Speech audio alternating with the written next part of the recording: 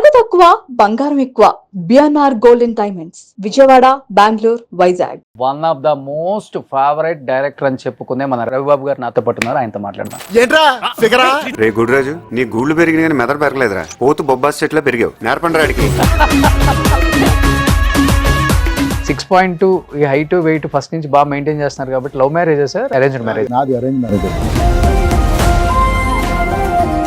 మా ఆవిడని ఒకసారి కలిసాము, మాట్లాడాము. మా ఫాదర్ని మళ్ళీ కలవమన్నారు. ఇంకా డిసైడ్ అవ్వాలి. ఆయనకి తెలిసింది మా ఫాదర్కి. 3వసారి కూడా కలిశాను. మళ్ళీ 4వసారి కలవాలని మా ఫాదర్ చెప్పు తెగుతున్నాను.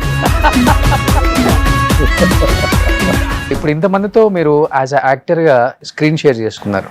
నాకు భయం వేసింది నీ క్వశ్చన్. ఇంతమందితో స్క్రీన్ షేర్ చేసుకున్నారు కదా, ఎంతమందితో బెడ్ షేర్ చేసుకున్నారు, ఇలాంటిది ఏదో అడుగుతామని భయం వేసింది. ఆ తర్వాత అడుగుతాను కావాలంటే. అవునులోనేమో కెమెరా కదలకూడదు అసలుకి, రేజర్లోనేమో కెమెరా ఆగకూడదు. కరెక్ట్గా క్యాచ్ చేసేది. సినిమా వేయాలి అంత పెరగటం అనేది మంచికంటారా చెడుకంటారా? ఫస్ట్ డే వచ్చేది ఎవరు బ్రదర్? ఫ్యాన్స్ కదా. మరి అంత అభిమానం ఉన్న వాళ్ళ దగ్గర మనం ఎక్కువ డబ్బులు లాగేటువంటి తప్పు కదా. వాళ్ళకి ఫ్రీగా వేసేయాలి ఫస్ట్ డే షో. సో మే 8 అందరూ రేజర్ కి. బ్రదర్, నేను ఫ్రీగా మాత్రం చూపించలేను మీ సినిమాని. మరి పాన్ ఇండియా పాన్ వరల్డ్ అని డబ్బా కొట్టుకునే మన హీరోస్ కి డైరెక్టర్స్ కి ఏం చెప్తారు మరి? పాన్ ఇండియా అనే మాట మీద I think it is stupid. మన కలెక్షన్స్ నార్త్ ఇండియాలో చూస్తే నవ్వు వస్తుంది మనకి. మొన్న ఏదో పెద్ద సినిమా రిలీజ్ అయింది తెలుగులోది. ఓవరాల్ నార్త్ ఇండియా కలెక్షన్ రూపాయలు.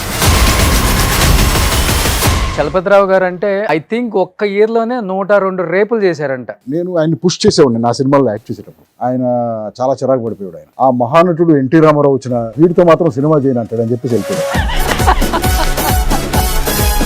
బట్ ఇండస్ట్రీకి వచ్చిన తర్వాత నాన్నగారికి ఎన్టీఆర్ గారికి అంత క్లోజ్నెస్ షార్ట్ టైంలో ఎలా అసలు వర్కౌట్ అయింది? అసలు ఆయనకి ఎన్టీఆర్ అంటే దేవుడు. ఒక విధంగా చెప్పాలంటే మా ఫ్యామిలీ కంటే ఆయనకు రామారావు ఫ్యామిలీ అంటేనే ఎక్కువ ఇంట్రెస్ట్ ఉంటుంది. ఆయన సెల్ ఫోన్స్ వచ్చిన తర్వాత కూడా ఆయన స్క్రీన్ సేవర్ రామారావు బొమ్మే ఉంటుంది. రామారావు క్లాసిక్ బొమ్మ ఉంటుంది, ఇలా ఉంటుంది. ఆ బొమ్మే ఉంటుంది ఆయన. చంద్రబాబు గారు అరెస్ట్ బాగా ఫీల్ అయ్యారని విన్నాను sir. 100%. I felt bad.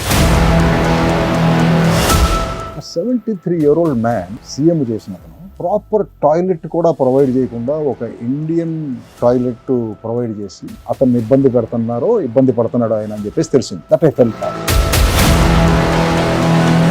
But అమ్మగారు ఎలా చనిపోయారు సార్? అసలు ఈవిడ టీ పెడతానికి వెళ్ళారు. నైలాన్ సారీ లాంటిది ఏదో వేసుకున్నారు. స్టవ్ ఏమో ప్లాట్ఫారం హైట్ లో ఉండేది. సో వెనక్కి తిరిగి ఏదో చేసేటప్పుడు ఆ పమిటికి ఫైర్ టచ్ అయింది. ఈయనకి ఏం చేయాలో తెలియక అక్కడ వాటర్ ఉంది కదా, ఆ వాటర్ తీసి మీద పోస్తారు. సో ఆ తర్వాత she stayed in the hospital for 3 days I think. After 3 days she passed out.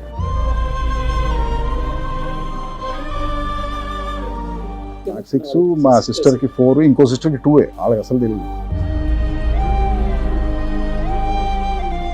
మా ఫాదర్ చూస్తే అందరూ ఫుల్ బాటిల్ వేస్తాడు రా బాబు అనుకుంటారు. ఆయన అసలు టీ కాఫీ కూడా తాగడు. He doesn't smoke, he doesn't drink. అసలు ఏ అలవాటు లేదు ఆయన. Zero, life long.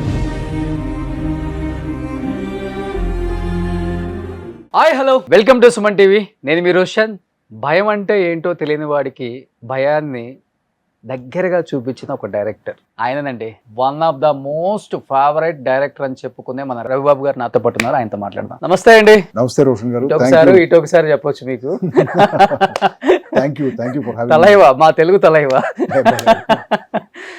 Thank you for having me on your show Roshan. Sir, Razor trailer చూస్తుంటే మళ్ళీ చాలా రోజులు అయిపోయింది అందరం భయపెట్టే ట్రైలర్ కాదు కదా. లాట్ ఆఫ్ యాక్షన్ ఉంటుంది. Action, suspense, horror. అసలు మీలాగా ఎవరు సార్ అది మేకింగ్? అది అంత కష్టం, చాలా కష్టం దాన్ని హ్యాండిల్ చేయటం. మీకేంటి అది మధ్యలో కొంచెం ఉప్పేసి కలుపుకొని తాగినంత ఈజీగా ఉంటుంది, మాకు అలా ఉండదు. అలా అనిపిస్తుంది. కానీ నేను తీసే సినిమా కాంప్లికేటెడ్గా ఉన్న ప్రాసెస్ నాకు మైండ్లో కాంప్లికేటెడ్ ఉన్న చూసేవాడికి చాలా సింపుల్గా ప్రజెంట్ చేయడం ఇంపార్టెంట్. ఆ కాంప్లికేషన్తో మనం కథ చెప్తే అది ఎక్కదు కదా. సో అంత సింప్లిఫై చేసి స్టోరీని ప్రాపర్గా ఏ ఎమోషన్ అయితే అనుకుంటున్నావు, అది భయం అయితే భయం, నవ్వు అయితే నవ్వు, అది చెప్పడానికి ప్రాసెస్ కాంప్లికేటెడ్గా ఉండొచ్చు. కానీ ఆ ప్రాసెస్ పర్పస్ సింప్లిఫికేషన్ అనమాట. ఈ సినిమాలో అవునులోనేమో కెమెరా కదలకూడదు అసలుకి, రేజర్లోనేమో కెమెరా ఆగకూడదు. కరెక్ట్గా క్యాచ్ చేసావు బ్రదర్. ఈ సినిమాలో బ్రీఫ్ ఏంటంటే కెమెరామెన్కి కానీ అందరికీ ప్రతి షాట్ మూమెంట్లోనే ఉండాలి. ఓకే. ఎందుకంటే ఇది ఒక action thriller, point A to point B travel అయ్యే కథ. సో కెమెరా స్టాటిక్గా పెట్టలేము అనమాట దీంట్లో. సో ఎప్పుడు కెమెరాలో మూమెంట్ ఉండి షార్ట్స్ అన్ని బిజీగా అనిపిస్తేనే మనకి ఓవరాల్ ఆ యాక్షన్ థ్రిల్లర్ అనే ఫీలింగ్ వస్తుంది. ఓకే. అందుకని ప్రతి షాట్ మూమెంట్లోనే ఉంటుంది. చిన్న క్లోజప్ అయినా కూడా కెమెరా ఇలా మూవ్ అవుతుంది. అవును. ఇది చాలా ఇంగ్లీష్ సినిమాలో చూస్తుంటారు. ఇప్పుడు మైకెల్ బే గారి సినిమాల్లో చూస్తే ఆర్మగెడన్, ఆయన సినిమాలు అన్నింటిలోనూ యాక్షన్ సినిమాలు, but every shot is in moment. చిన్న షాట్ అయినా కూడా అది మూమెంట్లోనే ఉంటుంది. కీబోర్డ్ మీద షాట్ అయినా సరే, కీబోర్డ్ మీద ఎవరైనా టైప్ చేస్తున్న చిన్న షాట్ ఇన్సర్ట్ అయినా కూడా అలా చిన్న మూమెంట్ ఉంటుంది.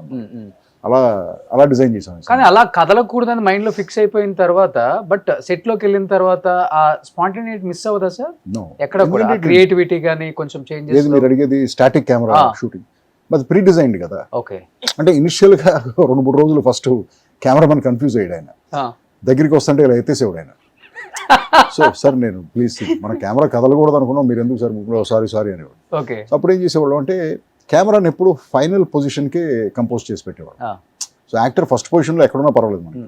సో ఫైనల్ పొజిషన్లో కెమెరాకి ఇచ్చిన మార్క్లో వచ్చి ఆగేటప్పుడు మాత్రం ఆ కాంపోజిషన్ పర్ఫెక్ట్గా ఉండాలి. సో అలా డిజైన్ చేసాం అనమాట. కానీ ఎంటర్ ది డ్రాగన్ లాంటి సినిమాలు చూసి పెరిగిన రఘుబాబు గారికి ఇప్పుడు ఉన్న ఈ సినిమాలు, ఈ లాజిక్స్, లేకపోతే ఇప్పుడు అసలు ఎక్కుతుందా మైండ్కి? చాలా కామెడీగా అనిపిస్తుంది. చాలా కామెడీగా అనిపిస్తుంది ఆ ఫైట్లు చూస్తుంటే. బట్ సర్ప్రైజింగ్ థింగ్ ఏంటంటే మన ఆడిటోరియం కూడా రిజెక్ట్ చేయట్లేదు దాన్ని. అవును. ఇప్పుడు యూట్యూబ్లో 10 ఫన్నీయెస్ట్ ఫైట్ సీక్వెన్సెస్ పెడితే 9 ఎన్నో తెలుగుగా ఉంటాయి ఎక్కువ. సో మరి బట్ ఆడిటోరియం యాక్సెప్ట్ చేస్తుంది. బట్ ఆడియన్స్ ఇస్ ఫైనల్ కదా. బట్ ఆడియన్స్ ఫైనల్ అయ్యి వాళ్ళు యాక్సెప్ట్ చేస్తున్నప్పుడు మనం ఏం చేయలేము దానికి. బట్ నా పర్సనల్ ఫీలింగ్ ఏంటంటే ఎప్పుడైతే డ్రామా ఫేక్గా ఉండి యాక్షన్ ఫేక్గా ఉంటే ఓవరాల్ సినిమాలో ఆ చిన్న ఫేక్నెస్ అనిపిస్తుంది. అందుకే మనం గొప్ప సినిమా అనిపించుకోలేకపోతున్నాం. బట్ ఇదే మనం రియల్గా ప్రజెంట్ చేస్తే, అదే ఫైట్స్ని రియల్గా ప్రజెంట్ చేసి, ఆ డ్రామాని రియల్గా ప్రజెంట్ చేస్తే పే బ్యాక్ ఇంకా బెటర్గా ఉంటుంది, అక్లెయిమ్ కూడా అలాగే బెటర్గా ఉంటుందని నా ఫీలింగ్. కానీ ఇప్పుడు మరి పాన్ ఇండియా పాన్ వాళ్ళని డబ్బా కొట్టుకునే మన హీరోస్కి, డైరెక్టర్స్కి ఏం చెప్తారు మరి ఆ విషయంలో? హీరోస్ డైరెక్టర్స్ గురించి నేను కామెంట్ లేదు. బట్ పాన్ ఇండియా అనే మాట మీద I think it is stupid brother. ఏంటి పాన్ ఇండియా అంటే? నాకు అర్థం అవట్లేదు. పాన్ ఇండియా అంటే ఏంటి అసలు? ఇండియా మొత్తం ఒకేసారి రిలీజ్ అయ్యే సినిమా అంతే. చాలా సినిమాలు రిలీజ్ అవుతున్నాయి తెలుగులో నుంచి.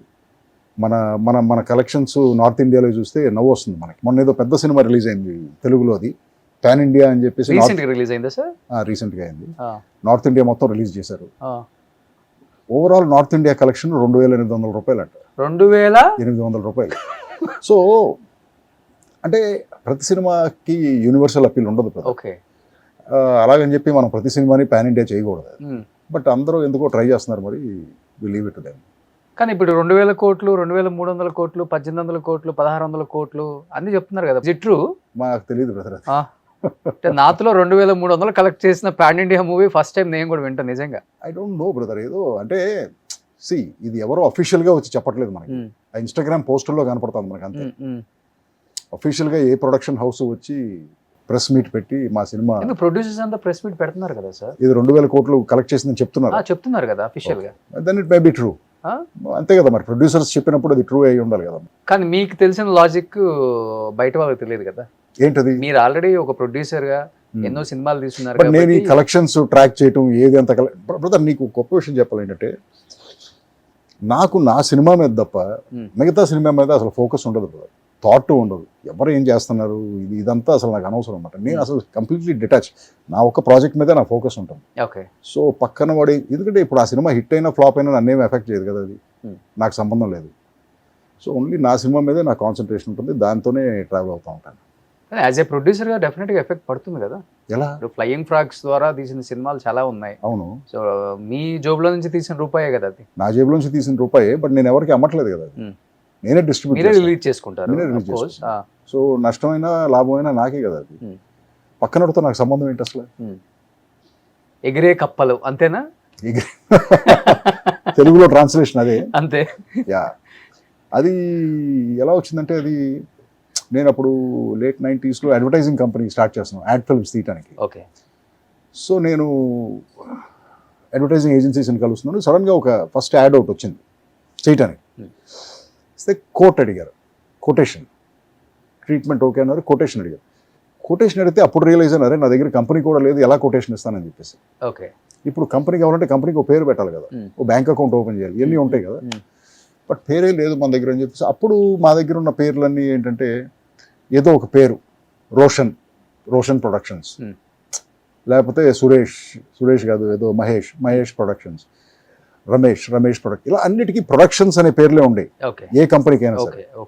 లేకపోతే ఆర్ట్స్ అని ఉండేవి, ఏదో ఇలా ఉండే పేర్లు. సో ఇలా వద్దు నాకు పేరు, నేను ఫస్ట్ టైం పేరు నా లెటర్ హెడ్లోనో విజిటింగ్ కార్డులోనో నా పేరు ఫస్ట్ టైం చూడగానే గుర్తుండిపోవాలి అని చెప్పేసి ఓ రోజు ఆఫీస్లో కూర్చొని టీవీ చూస్తుంటే ఏదో నేషనల్ జియోగ్రఫిక్లో ఏదో ప్రోగ్రామ్ వస్తుంది.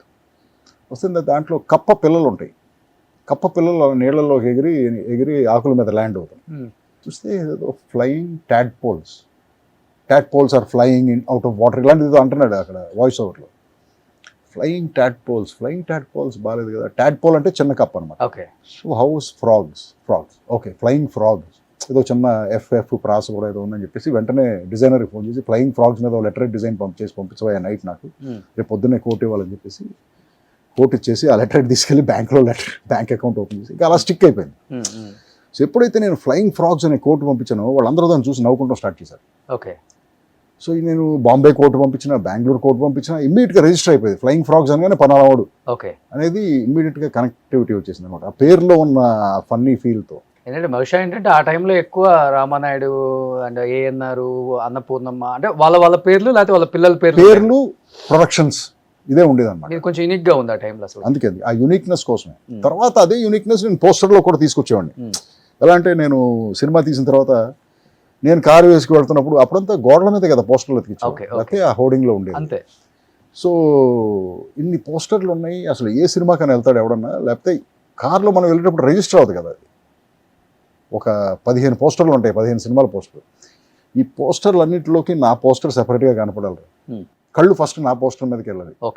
ఈ యాటిట్యూడ్తోనే పోస్టర్స్ డిజైన్ చేసేవాడు స్టార్టింగ్ సినిమా అంటే. అందుకే ఆ పోస్టర్స్ కూడా చాలా యూనిక్గా ఉండేవి అనమాట సినిమాలని. ఇప్పుడు చలపతిరావు గారు అంటే అందరికి గుర్తొచ్చేది ఒక మంచి నాన్న, పెదనాన్న, తాత, బాబాయ్, ఇలాంటి మంచి మంచి క్యారెక్టర్స్. అన్ని ఫ్యామిలీ మూవీస్ నాన్నగారు చేసింది. తర్వాత second part of the career లో స్టార్టింగ్ అంతా విలన్స్ ఎక్కువ. రేపులు చలపతిరావు గారు కూడా అనేవాళ్ళు.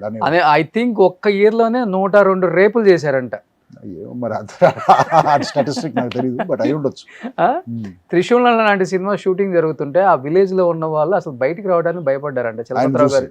అసలు ఆయన ఉన్నారు సెట్ లో అంటే ఆ ఇంపాక్ట్ ఎలా ఉండేది అసలు నాన్నగారు అంటే? మీరు బాగా చిన్నవాళ్ళు, బట్ మాకు తెలిసేది కదమ్మా, ఎందుకంటే మీరు చెప్పే షూటింగ్స్ అన్ని ఆంధ్రాలో జరిగాయి, మేమందరం చెన్నైలో ఉండేవాళ్ళం. సో మాకు అసలు ఆంధ్రాలో జరిగే షూటింగ్లు అసలు మీరు మా చదువుకునే వయసు కదా, స్కూల్కి వెళ్ళటం, రావటం, ఆడుకుంటాం, ఎగ్జామ్స్ ఏ ఉండేవి మనకి. సో మాకు ఈ టాపిక్స్ కానీ మీరు ఇప్పుడు చెప్పే ఇన్ఫర్మేషన్స్ కానీ చిన్నప్పుడు పెరిగేటప్పుడు అసలు మాకు తెలిసే కాదు. మ్యాగజైన్ లో కూడా వచ్చేది కాదు. మ్యాగజైన్స్ ఏం చదివేవాళ్ళం, తెలుగు మ్యాగజైన్స్ మాకు వచ్చాయి కదా, మా ఇంటికి వచ్చాయి కదా తెలుగు మ్యాగజైన్స్. We don't know. అప్పుడంతా మౌత్ టాకే కదా సార్? డెఫినెట్ గా మౌత్ టాకే. మెడ్రాస్ లో ఇంట్రెస్టింగ్ గా ఏముండేది అంటే, మెడ్రాస్ లో మేము పెరిగేటప్పుడు సినిమా ప్రివ్యూలు వేసేవాళ్ళు. ఎందుకంటే ఆ సినిమాలో పనిచేసిన టెక్నీషియన్స్, ఆర్టిస్టులు, వాళ్ళ ఫ్యామిలీస్కి ప్రొడ్యూసర్స్ ప్రాపర్గా ప్రివ్యూ వేసేవాళ్ళు. ఎందుకంటే సినిమా అక్కడ రిలీజ్ అయ్యేది కదా, మెడ్రాస్లో, ఆంధ్రాలో రిలీజ్ అయ్యేది కదా, కానీ ప్రొడక్షన్ కంపెనీస్ అన్ని చెన్నైలో ఉండేవాళ్ళు. సో అది చాలా ఇంట్రెస్టింగ్ అనిపించేది మాకు. ఆ ప్రివ్యూకి వెళ్ళాలి అని చెప్పి మంచి బట్టలు వేసేసుకుని ప్రివ్యూకి వెళ్తే అక్కడ మంచి టిఫిన్స్ పెడతారు, ఈ ఉండే అనమాట. అంతేగాని నా కనెక్షన్ అంతవరకే సినిమాతో, ఆ ప్రివ్యూలకి వెళ్ళటం వరకే. కొంచెం నాన్నగారు సినిమాలు చూసినప్పుడు భయపడతారా? ఆయన గంభీర్యం, ఆయన కోపం, సినిమాలో రౌద్రం చూస్తుంటే ఆయన నెక్స్ట్ లెవెల్ ఉంటుంది ఆ కట్అవుట్ కి. అవును, నాకంత అనిపించేది కదా, ఆయన ఎప్పుడు వస్తాడో అని చూడటం తప్ప స్క్రీన్ మీద. బట్ అంత భయం ఏమి అనిపించేది కదా. నేను ఆయన్ని పుష్ చేసేవాడిని నా సినిమాలో యాక్ట్ చేసేటప్పుడు. నేను అందరు యాక్టర్స్ని పుష్ చేస్తాను మ్యాక్సిమం పొటెన్షియల్ కోసం. ఆయన చాలా చిరాకు పడిపోయాడు. ఆయన ఒకసారి ఏదో సినిమాకి అవునులో యాక్ట్ చేశాడు. ఆయన అవునులో ఒక షాట్ ఉంది, ఆయన ఢిల్లీ రాజేశ్వరి గారు ఇంట్లో నుంచి బయటకు రావాలి. బయటకు వచ్చేటప్పుడు మెయిన్ డోర్ తర్వాత ఒక మెట్టు ఉంటుంది, ఆ తర్వాత పాత్వే ఉంటుంది. డైలాగ్ ఏంటంటే అక్కడ, ఏమండి సెల్ తీసుకున్నారా, అంతే డైలాగ్. అవ్వదు ఆయనకి డైరెక్షన్ ఎలా ఇచ్చానంటే, నేను తీసుకున్నాను అంతే డైలాగ్ అయింది. బట్ యాక్షన్ ఇచ్చాను ఏంటంటే, ఫస్ట్ ఇక్కడ టచ్ చేసుకో డాడీ, ఇది జేబు. దాని తర్వాత తీసుకున్నాను, సెల్ ఇక్కడ ఉంది, ఇది కన్ఫర్మేషన్. ఏమండి సెల్ తీసుకున్నారా? తీసుకున్నాను. ఇంతే నువ్వు చేయాల్సింది. సరే ఫస్ట్ షాట్, ఫస్ట్ టేక్ పెట్టాడు. ఏమండి సెల్ తీసుకున్నారా? తీసుకున్నాను అన్నాడు. డాడీ ఆ జేబులో సెల్ లేదు కదా అన్నాను. Okay 1 more, start camera, action. ఏమండి సెల్ తీసుకున్నారా? తీసుకున్నాను. కాదు డాడీ, నేను నీకు చెప్పిన యాక్షన్ ఏంటి? ఫస్ట్ ఇక్కడ టచ్ చేసుకోమని, తర్వాత ఇక్కడ టచ్ చేయమని. అన్న ఇంకా చూశాడు. వెళ్ళి స్టార్ట్ కెమెరా, యాక్షన్. ఏమండి సెల్ తీసుకున్నారా? రెండు ఒకేసారి ఎందుకు? ఓకే. ఇలా అది ఇది అయ్యి ఒక 8 టేక్లు అయింది. చాలా సీరియస్ అయిపోయాడు, చాలా కోపం వచ్చింది ఆయనకి. ఎందుకంటే ఆ మెట్టు దిగి రావాలి ప్రతి షాట్కి. పైగా నేను మిగతా ఆర్టిస్టులు అందరి ముందు ఇన్ని టేకులు అడుగుతున్నాను నేను. ఇప్పుడు ఈ సీనియర్ ఆర్టిస్టులు అందరూ ఏంటంటే బయట వెళ్ళి యాక్ట్ చేసేటప్పుడు ఒక టేక్ చేస్తారు, ఓకే థ్యాంక్ యూ అంటారు. అవతలాడు మరి అడగటానికి ఇబ్బందో లేకపోతే వీడు చేసిందే కరెక్ట్ అనుకుంటారో తెలియదు నాకు. But for me it is not like that. Maybe my father whoever, but short పర్ఫెక్ట్గా రావాలి. నేను చెప్పింది నీకు ఎందుకు ఇంకెందుకు నేను ఇష్టం వచ్చినట్టు చేసినప్పుడు? ఇప్పుడు నేను చెప్పిన యాక్షన్ ఇంకా న్యాచురల్గా ఉందా? చాలా న్యాచురల్. ఏమండి సెల్ తీసుకున్నారా? తీసుకున్నాను. 8 టేక్లు అయినాయి. తర్వాత షార్ట్ ఓకే అని వచ్చి అందరి ముందు నన్ను ఆ మహానటుడు ఎన్టీ రామారావు వచ్చిన వీడితో మాత్రం సినిమా చేయను అంటాడు అని చెప్పేసి వెళ్ళిపోయాడు.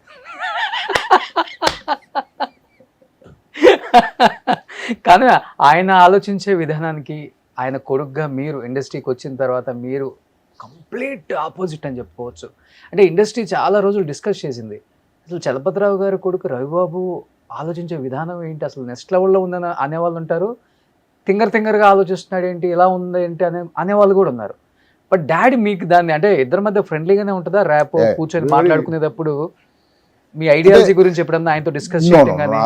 ఆ సబ్జెక్ట్ కాదు, సినిమాల గురించి మాట్లాడేవాడు అసలు, జనరల్ ఫ్యామిలీ టాపిక్స్ అంతే. కానీ సినిమాల గురించి చాలా తక్కువ. కానీ ఆయన చాలా పెద్ద గ్రౌస్ ఏంటంటే నువ్వు కమర్షియల్ సినిమా ఎందుకు చేయమని. నేను అంటాను వాట్ ఇస్ కమర్షియల్ అంటాను. కమర్షియల్ అంటే ఏంటి? సినిమా హిట్ అయితే కమర్షియల్, ఫ్లాప్ అయితే మామూలు సినిమానే కదా. సో మనం సక్సెస్ కోసం ట్రై చేద్దాం. అది ఏ సినిమాతో ట్రై చేస్తాం, వై డస్ ఇట్ బాదర్? నాకు నచ్చిన సినిమాలో నాకు నచ్చిన విధంగా తీయడానికి నేను సినిమా ఇండస్ట్రీలో ఉన్నాను, అంతే కదా. ఎగ్జాక్ట్లీ. ఎవరో చెప్పింది చేయడానికి కాదు కదా. సో అది ఆయనకి ఎప్పుడు ఉండేదన్నమాట. వీడు కమర్షియల్ సినిమా అంటే పెద్ద హీరోలకి వెళ్ళి కథలు చెప్పి ఆ పాటలు ఫైట్లు ఉన్న మాస్ సినిమాలు తీయడం కమర్షియల్ ఆయన పాయింట్ ఆఫ్ వ్యూలో. Okay. But I don't want to do that. First నుంచి అదే కదా ఉంది, 6 పాటలు 5 ఫైట్స్ 6 సాంగ్స్ పెట్టచ్చు బ్రదర్, అవసరం అనుకుంటే పెట్టచ్చు. అవును. ఇప్పుడు అవును లాంటి సినిమాలో నేను ఒక్క పాట కూడా ఉండదు. దాని బిఫోర్ తీసిన నువ్వుల సినిమాలో 9 పాటలు ఉంటాయి. అవును. సో నెరేటివ్ నెసెసిటీని బట్టే కదా. ఎగ్జాక్ట్లీ. అది ఉండేది ఆయనకి. నేను కమర్షియల్ సినిమాలు తీయట్లేదనే ఫీలింగ్ లాస్ట్ దాకా ఉండేది. ఓకే. బట్ ఇప్పుడు చాలా పెద్ద రెమ్యునరేషన్స్ ఇచ్చేసి లాజిక్ లేని ఒక క్యారెక్టర్ చేయండి రవిబాబు గారు బాగుంటుంది అంటే లాజిక్కే ఉండదు, బాగుంటుంది చేయండి అనే డైరెక్టర్స్ మీ దగ్గరకు వస్తారు. లేకపోతే మీరు అన్నట్లుగానే అసలు కథ ఏం సరిగా లేకుండా లేకపోతే ఏ విషయం లేకుండా డబ్బులు రెమ్యునరేషన్ ఇచ్చేసి ప్రొడ్యూసర్ సినిమాలు తీయండి అనే వాళ్ళు కూడా ఉంటారు. యాక్సెప్ట్ చేస్తుంటారా మీరు? లేకపోతే అంటే నెంబర్ ఆఫ్ మూవీస్ చేయలేదు రీజన్ దానికి అనుకుంటారు. స్టార్టింగ్లో ఒక రూల్ పెట్టుకునేవాడు కదా, బాగా డబ్బులున్నా ఇవ్వాలి ఆ క్యారెక్టర్కి. అప్పుడు మీరు చెప్పినట్టు లాజిక్ లేదు, బుర్ర ఇంట్లో పెట్టి వచ్చి చేసేస్తాం. లేకపోతే పెద్ద బ్యానర్ అయి ఉండాలి. ఎందుకంటే పెద్ద బ్యానర్ ఎందుకంటున్నానంటే వాళ్ళు రెస్పాన్సిబుల్గా సినిమాలు తీస్తారండి. లేకపోతే పెద్ద డైరెక్టర్ అనే ఉండాలి. ఎందుకంటే బాగా ఎస్టాబ్లిష్ అయ్యి బాగా క్రియేటివిటీ ఇవన్నీ ఉన్నాడు కాబట్టి పెద్ద డైరెక్టర్ అయ్యి. ఈ 3 రీజన్స్ పెట్టుకునేవాడిని. ఓకే. రాను ఏం చేశానంటే ఆ 3 రీజన్స్ కూడా తీసి పక్కన పెట్టాను. ఫస్ట్లో తీసుకునే వాళ్ళ ఫస్ట్లో ఈ 3 ఏదో ఒకటి ఉంటే చేసేవాడిని. రెమ్యునరేషన్ ఎక్కువ ఇచ్చి లాజిక్ లేని క్యారెక్టర్స్. మరి అంతే కదా, ఏదో ఒకటి ఉండాలంటున్నాను. ఈ 3 ఏదో ఒకటి ఉండాలి. ఓకే. నీదేం పోయింది, నువ్వు ఆర్టిస్ట్వే కదా, వచ్చే గుడ్ నేమో బ్యాడ్ నేమో ఆ డైరెక్టర్కి వెళ్తుంది, నీకు డబ్బులు వస్తున్నాయి కదా. సో ఈ 3 రీజన్స్ పెట్టిన. బట్ అలాంటివి చేసినవి కూడా చాలా తక్కువ. అంతంత రెమ్యునరేషన్ ఎవరు ఇచ్చారు? ఎవరు ఇవ్వలేదు కదా. అలా చేసిన క్యారెక్టర్ అంటే ఏమని చెప్తారు? ఏం లేదు, 99% అలాంటిది లేదు యాక్చువల్గా. ఓకే. ఇలా పెట్టుకున్నాను రూల్స్ అంతేగాని అలా చేసింది ఏది లేదు. బట్ తర్వాత ఈ మధ్యకి వచ్చేసరికి ఏం చేశానంటే ఆ రూల్స్ అన్ని తీసి పక్కన పెట్టేసి నచ్చితే చేయటం, ఇర్రెస్పెక్టివ్. ఓకే. మనీ లేదు, పెద్ద డైరెక్టర్ అని లేదు, ఎవరైనా సరే నాకు ఒకసారి మాట్లాడి ఆ మనిషి నచ్చితే ఎస్ ఇన్స్టింక్టివ్గా ఇతను he's capable of executing this character, నన్ను ప్రజెంట్ చేయడం బాగా చేస్తాడు అనుకుంటే మాత్రం చేసేస్తాను. మిగతా అన్ని సెకండరీ, డబ్బులు బ్యానరు ఇవన్నీ సెకండరీ. అది బట్ మీరే ఒక డైరెక్టర్, డెఫినెట్గా మీరు చాలా మంది డైరెక్షన్లో కూడా యాక్టర్గా వర్క్ చేశారు. చేశాను. బట్ మీకు అనిపించుంటుంది డెఫినెట్గా, ఇదేం డైరెక్షన్ రా బాబు, ఇలా కాదు కదా, ఇలా యాక్ట్ చేయమంటున్నారు, ఇలా యాక్ట్ చేయమంటున్నారు, అలా ఇది కాదు అనిపించినవి కదా, ఉన్నాయి. అనిపించినవి కూడా ఉంటాయి అలా కదా. అనిపించినవి ఉన్నాయి. అబ్బా చాలా తెలుగుగల కుర్రాడులా ఉన్నాడు, బాగా చేస్తున్నాడు అనిపించినవి కూడా ఉన్నాయి. అలా అనిపించింది ఏదైనా ఒక మూవీ పేర్లు డైరెక్టర్? పేర్లు చెప్పకూడదు బ్రదర్, ఎందుకంటే ఇట్స్ నాట్ కరెక్ట్, పేర్లు చెప్పకూడదు. బట్ రెండు సిచ్యువేషన్స్లోనూ నేను సైలెంట్గానే ఉంటాను. ఐ నెవర్ సే ఎనీథింగ్, ఎందుకంటే వాళ్ళ విజన్ వాళ్ళు ఎగ్జిక్యూట్ చేసుకునే విధానం, నేను ఎంత ఇరిటేట్ అయినా కూడా బయటికి చూపించుకుంటే ఎగ్జాక్ట్గా వాళ్ళు చెప్పింది చేసి ఎగ్జిక్యూట్ చేసి వచ్చేస్తాం. కొన్ని ఎంజాయ్ చేస్తాం, లేదంటే అవతల డైరెక్టర్ బాగా ఎగ్జిక్యూట్ చేస్తున్నాడని మనకు ఫీలింగ్ ఉంది, మన బాగా ప్రజెంట్ చేస్తున్నాడని feel, then you enjoy the process. కానీ మిమ్మల్ని హ్యాండిల్ చేసేటప్పుడు డైరెక్టర్స్ కొంచెం భయపడుతుంటారా, లేకపోతే చాలా ఫ్రీగానే ఉంటావా? చిన్న టెన్షన్ ఉంటుంది కదా. రవిబాబు గారు కదా.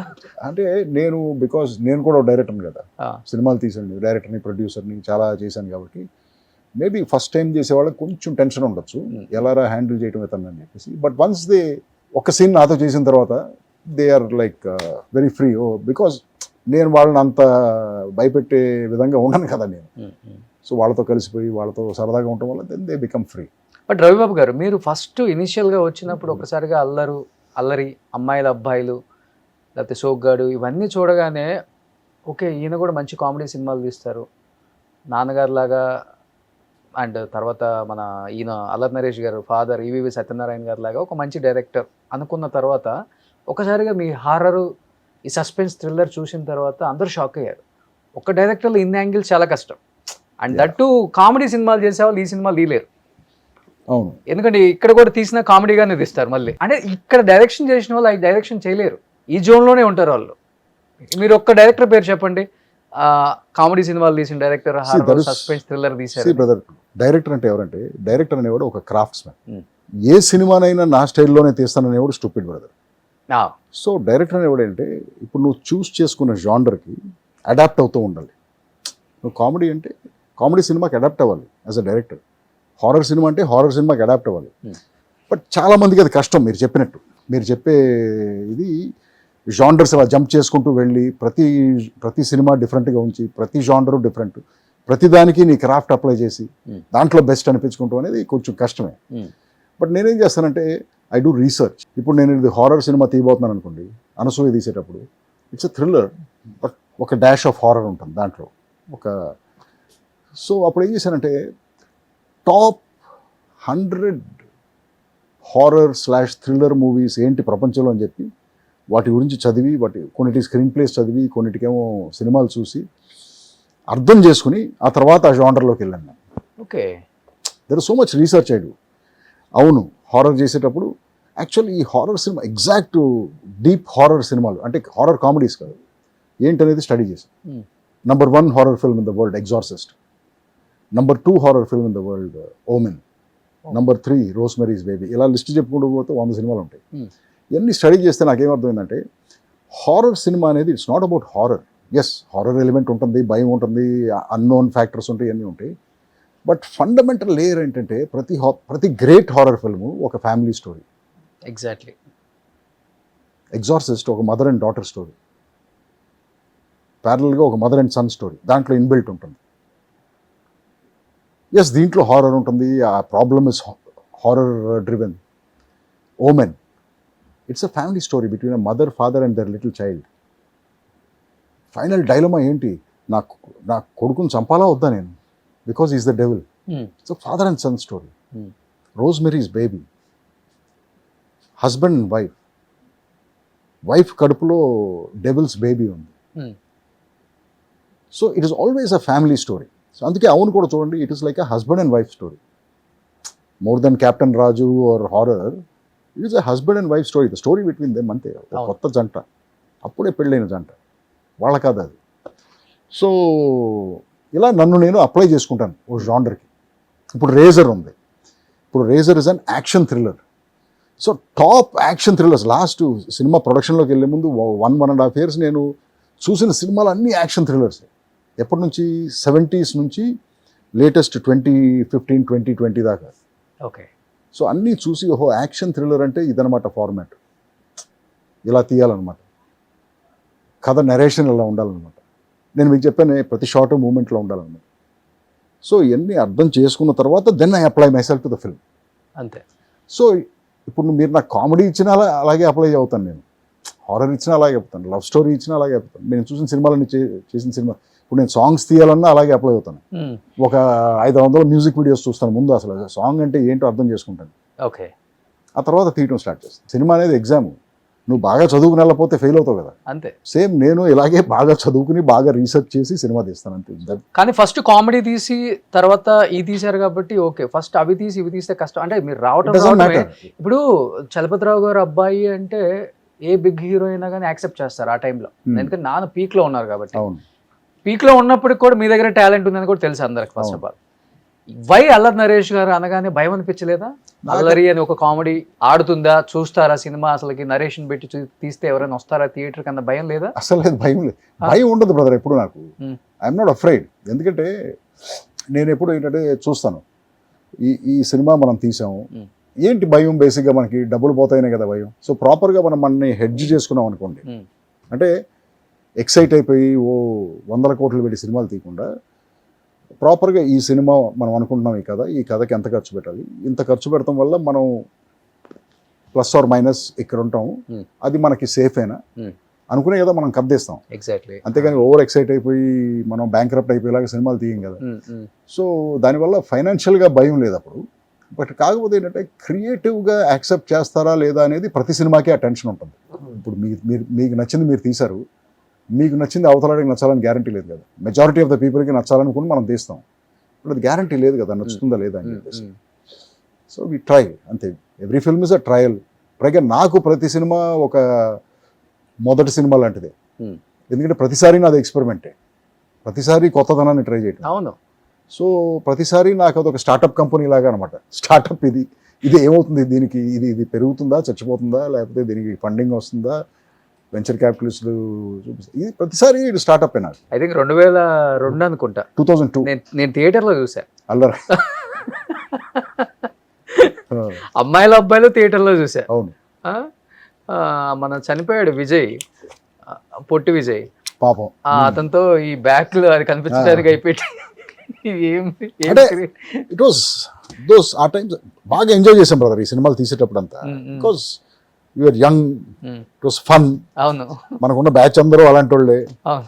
సో అనుకున్నది అనుకున్నట్టు చేసుకుంటూ వెళ్ళిపోయాం, పెద్ద రెస్ట్రిక్షన్ లేదు, ఆపేవాళ్ళు లేరు, ఇది యాక్సెప్ట్ చేస్తారా లేదా అనే భయం అస్సలు లేదు. సో ఆ క్రియేటివ్ ఫ్రీడమ్ ఉన్నప్పుడు మైండ్లో, then you're able to create and generate so much madness.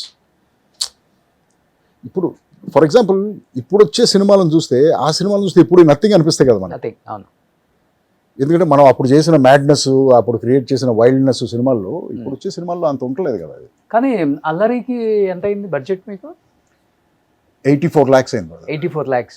So ఎగ్జాక్ట్గా అదే అవుతుందని దిగారు మీరు కూడా. 80 lakhs అవుతుంది అనుకున్నాం, 4 లక్షలు ఎక్కువ ఖర్చు పెట్టాను, నేనే ఖర్చు పెట్టాను కావాలని. అంటే అదేదో సమ్ టెక్నికల్ ఇష్యూస్ వచ్చినాయి అప్పుడు.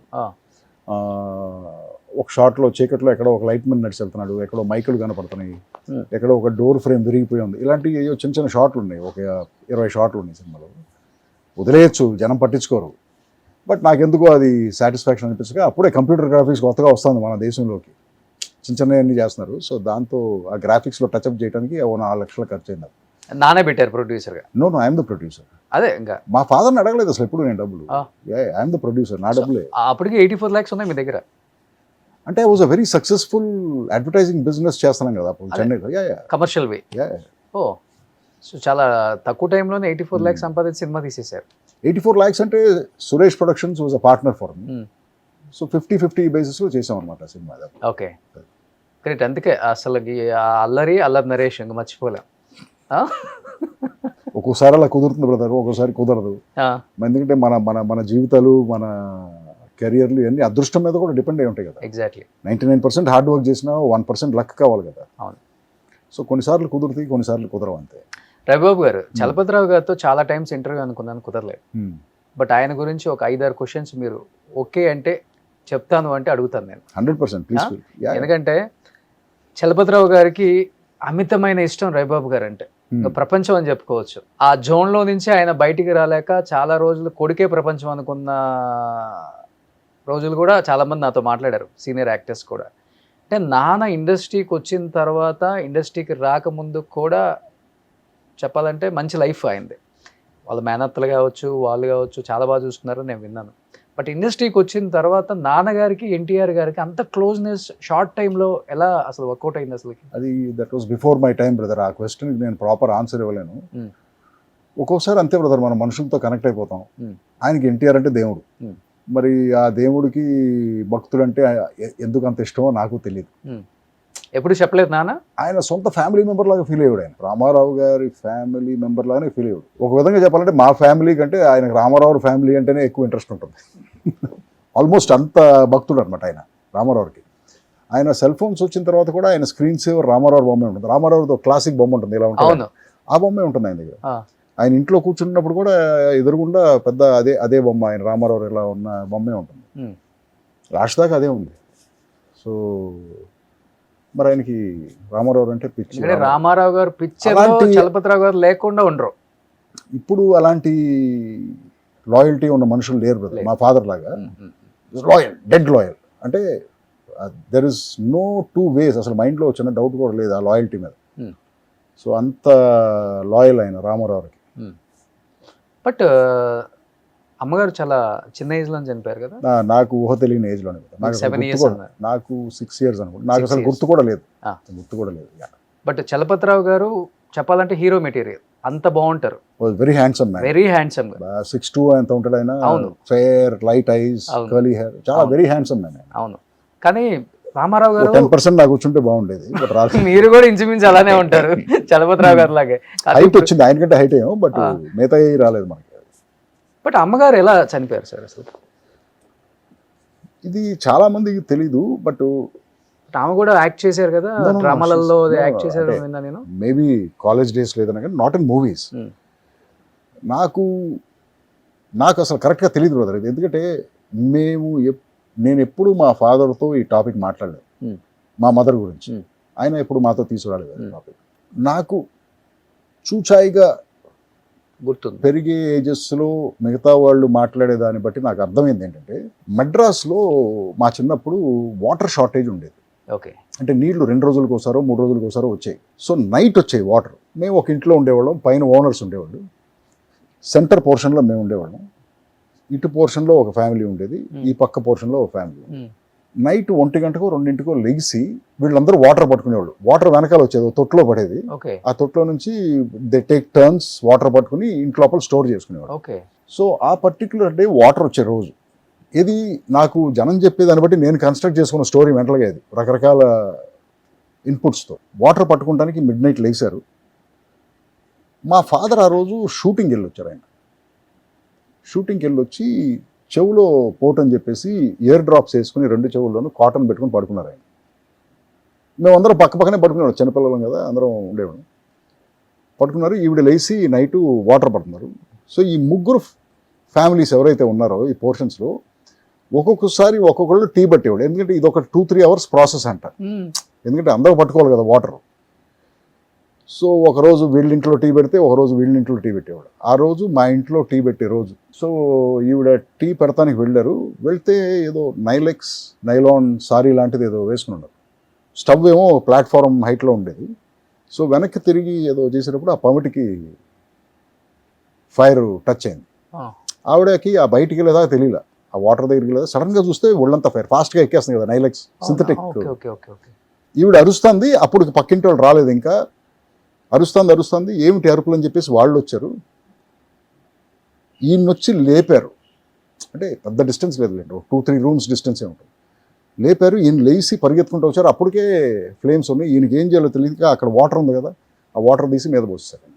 యాక్చువల్గా వాటర్ మీద పోయకూడదు అంటారు. అవును, ఏదో శాండ్ వేస్తారు, దుప్పట ఏదైనా తీసుకొచ్చి కప్పెట్టారు. బట్ ఆ టైంలో మనకి వాటర్ కనిపించింది, ఫైర్ కనిపించింది, దానికి వాటర్ పోస్తారు. This is what happened according to sources who have told me. So ఆ తర్వాత she stayed in the hospital for 3 days I think. She had 3rd-degree burns. After 3 days she passed away. Okay.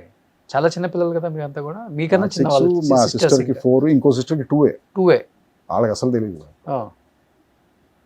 కానీ ఎన్టీఆర్ గారు చాలా force చేశారంటే, చాలా చిన్నపిల్లలు అర్థం చేసుకో, మళ్ళీ మ్యారేజ్ చేసుకో, ఇది అది ఈ స్టోరీస్ అని పిల్లలకి నాకు ఈ స్టోరీస్ పిల్లలకి ఇబ్బంది అవుతుంది అంటే ఇది ఆయన నాకు- పిల్లలే ప్రపంచం, నేనైతే పెళ్లి చేసుకున్నని. నాకు తెలియదు సార్ ఈ స్టోరీస్ అని నాకు ఇది తెలియదు నాకు. బట్ ఇది మాత్రం నేను అర్థం చేసుకుంది ఈ మొత్తం నాకు వచ్చిన ఇన్ఫర్మేషన్ ప్రకారం. మేబీ ఆయన ఫోర్స్ చేసి ఉంటారు సార్, ఎందుకంటే ఆయనకి అప్పుడంతా 28-29 ఇయర్స్ ఆయనకి ఏజ్. సో ఐఎమ్ షూర్ అని ఉంటారు, చాలామంది అని ఉంటారు కదా, మళ్ళీ చేసుకోమని అడ్వైస్ ఇచ్చేవాళ్ళు ఉంటారు కదా చుట్టుపక్కల. But he chose not to, చేసుకోకూడదు అనుకున్నారు ఆయన. బట్ మీకు రియల్ లైఫ్ లో ఎప్పుడైనా నాన్న హీరో అంటే అప్పుడే అనిపించారు ఇంకా? అంటే పెళ్లి చేసుకోకుండా అసలు ఈ 2 థాట్ years 4 years 6 years పిల్లల్ని పెంచడం చాలా కష్టం. కష్టం. అండ్ దట్టు అప్పుడెప్పుడు బిజీ ఉంటున్నారు యాక్టర్ గా, అవును. ఇంకా చాలా కష్టం. ఆయన అవును. పడ్డ స్ట్రగుల్స్ అక్కడికన్నా కూడా ఇక్కడ ఎక్కువ ఉంటాయి ఇంకా. ఇప్పుడు అనిపిస్తాయి అది రెట్రోస్పెక్ట్ లో. లైఫ్ ఎప్పుడు మనకి జరిగేటప్పుడు మనకి దాని గురించి అవగాహన ఉంది. కొంతకాలం అయిన తర్వాత వెనక్కి తిరిగి చూసినప్పుడు మనకు తెలుస్తుంది వాట్ యాక్చువల్లీ హ్యాపెండ్, ఆ టైంలో ఏం జరిగింది, మన ఎలా ఎఫెక్ట్ చేసింది, లేకపోతే మన చుట్టూ మనుషులు ఎలా బిహేవ్ చేశారు, ఇవన్నీ రెట్రోస్పెక్ట్లోనే తెలుస్తాయి మనకి. So yes, much later in life మా ఫాదర్ చేసిన, some people call it a sacrifice, but I think it was his choice. He could have made the other choice. But ఇప్పుడు వచ్చిన ప్రతి ఒక్క లేడీ పిల్లల్ని టెరబుల్గా చూస్తుందని గ్యారంటీ లేదు కదా. అవును, ఎగ్జాక్ట్లీ. మేబీ ఆ చాయిస్ తీసుకుని ఉంటే మరి ఆయన లైఫ్ ఎలా ఉండేదో, మాది ఎలా ఉండేదో తెలియదు కానీ నాకు. బట్ ఈ చాయిస్ ఆయన తీసుకున్నారు.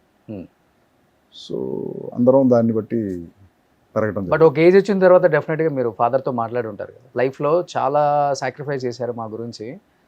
ఒక ఏజ్ వచ్చిన తర్వాత, మెచ్యూరిటీ వచ్చిన తర్వాత ఎవరితో మా ఫాదర్ డాడీతో అది కూడా డిస్కస్ ఇవన్నీ ఓవర్ట్గా మాట్లాడుకునే మాటలు కాదు బ్రదర్, లోపల ఫీల్ బట్ అయ్యే. ఆయనకి ఎక్కువ ఉంటుంది కదా అట్లా.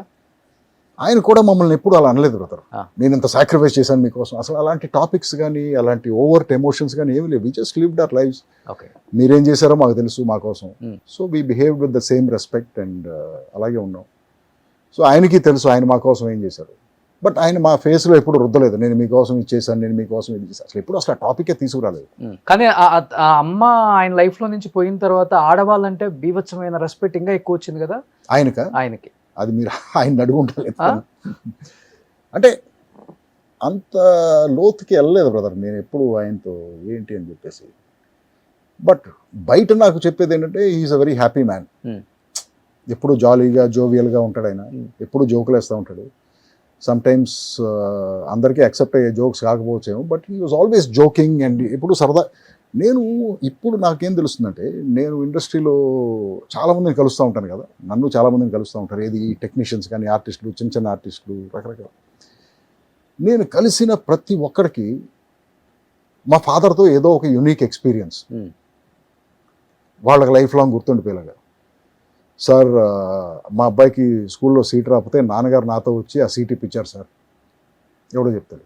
సార్ నేను ఓ రోజు షూటింగ్లో దెబ్బ తగిలి పడిపోతే నాన్నగారు తీసుకెళ్ళి నన్ను హాస్పిటల్లో జాయిన్ చేశారు సార్. సార్ నా దగ్గర ఆ రోజు డబ్బులు లేవు సార్, నాన్నగారు మా ఇంటికి వచ్చి డబ్బులు ఇచ్చి మరీ వెళ్ళారు sir. So many people in the industry, నేను చెప్పేది వందల పీపుల్ నాకు ఇలాంటి ఎక్స్పీరియన్స్ చెప్పారు మా ఫాదర్ గురించి. ఒక విధంగా నాకు వాళ్ళ ద్వారా మా ఫాదర్ గురించి ఇంకా ఎక్కువ తెలవడం స్టార్ట్ అయింది. కానీ నేను నాన్నగారితో వైఫ్ రోల్ చేసిన వాళ్ళని ఒక 14-15 మంది కాల్ చేసి ఉంటాను నైట్ మీరు వస్తున్నారు అనేసరికి. కొంచెం కోపిష్టి ఉన్నట్లుగా మాట్లాడేస్తారు, ఆయనకి ఇంకేం ఉండదు లోపల, ముఖాన మాట్లాడేస్తారు, కొట్టినట్టు ఉంటుంది ఆయన మాట. ఆ విషయంలో కొంచెం కాంట్రవర్షియల్గా ఉంటారు. కానీ ఒక ఆడ మనిషిని చూశారు అంటే ఆయన ఇచ్చే గౌరవం ఇండస్ట్రీలో ఇంకే వ్యక్తి ఇవ్వరు రోషన్, అలాంటి గొప్ప మనిషి ఆయన అని ప్రతి ఒక్కరు ఇదే చెప్పారు. గుడ్. మేబీ అప్పుడు అనిపించింది ఆయన చేసిన క్యారెక్టర్స్ కి సంబంధమే లేదు. ఎవరో నంబర్ అసలు మా ఫాదర్ని చూస్తే అందరూ ఈయన ఫుల్ బాటిల్ వేస్తాడు రా బాబు అనుకుంటారు కదా. అవును, ఆయన అసలు టీ కాఫీ కూడా తాగరు. అవునా? Is a teetotaler, tea coffee కూడా తాగరు. నేనన్నా కొంచెం బ్లాక్ కాఫీ ఏదైనా తాగుతాను కానీ టీ కాఫీ తాగరు. He doesn't smoke, he doesn't drink. అసలు ఏ అలవాటు లేదు ఆయనకి, జీరో, లైఫ్ లాంగ్. ఓకే, అసలు నమ్మరు ఎవరు. కానీ భర్త కన్నా భార్య ముందు పోతే భర్తలు చాలా డౌన్ అయిపోతారు, డిప్రెషన్లోకి వెళ్ళిపోతారు, ఎక్కువ సంవత్సరాలు బతకరు అంటారు. కానీ దానికి ఫుల్ ఎగ్జాంపుల్ నాన్నగారు. అంటే అన్ని మీరు చెప్పే వాళ్ళు ఎవరంటే they are like love birds.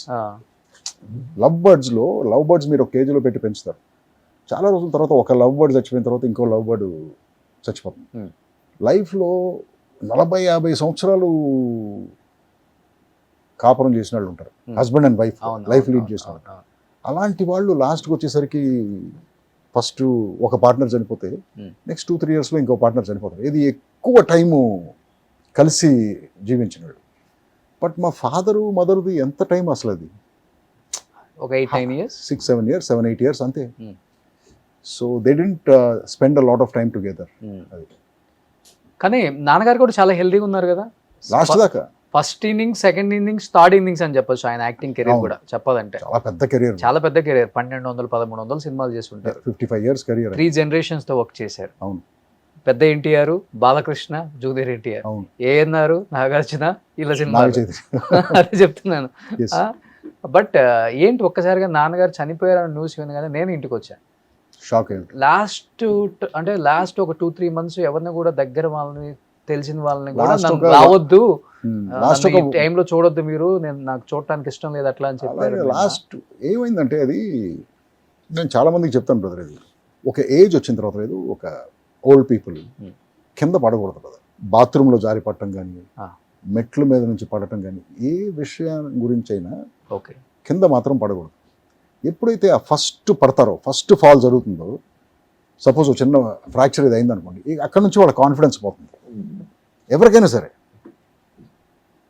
So ఆ పడకుండా జాగ్రత్త పడాలి మనం, ఓల్డ్ పేరెంట్స్ని కానీ గ్రాండ్ పేరెంట్స్ని కానీ.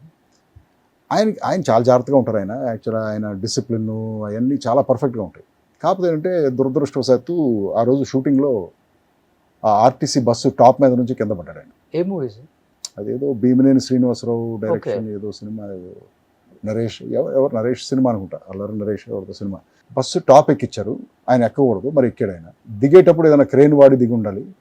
ఆ వెనకాల ల్యాడర్ ఉంటుంది కదా బస్సుకి, అది పట్టుకుని దిగుతానని చెప్పేసి అక్కడ నుంచి కాలు స్లిప్ అయ్యి టప్పని పడిపోయాడు. సో పడటం వల్ల ఏమైంది, పెద్ద ఫాల్ కదా అది, మామూలు స్లిప్ అయి పట్టడం కాదు ఇది, ఆ హైట్ నుంచి పట్టడం. పైగా ఆయన సైజుకి ఇంకెక్కువ దెబ్బ తగ్గుతుంది. బట్ లక్కీగా ఆయనకు చిన్న హెయిర్ లైన్ ఫ్రాక్చర్ అయింది హిప్లో. ఓకే.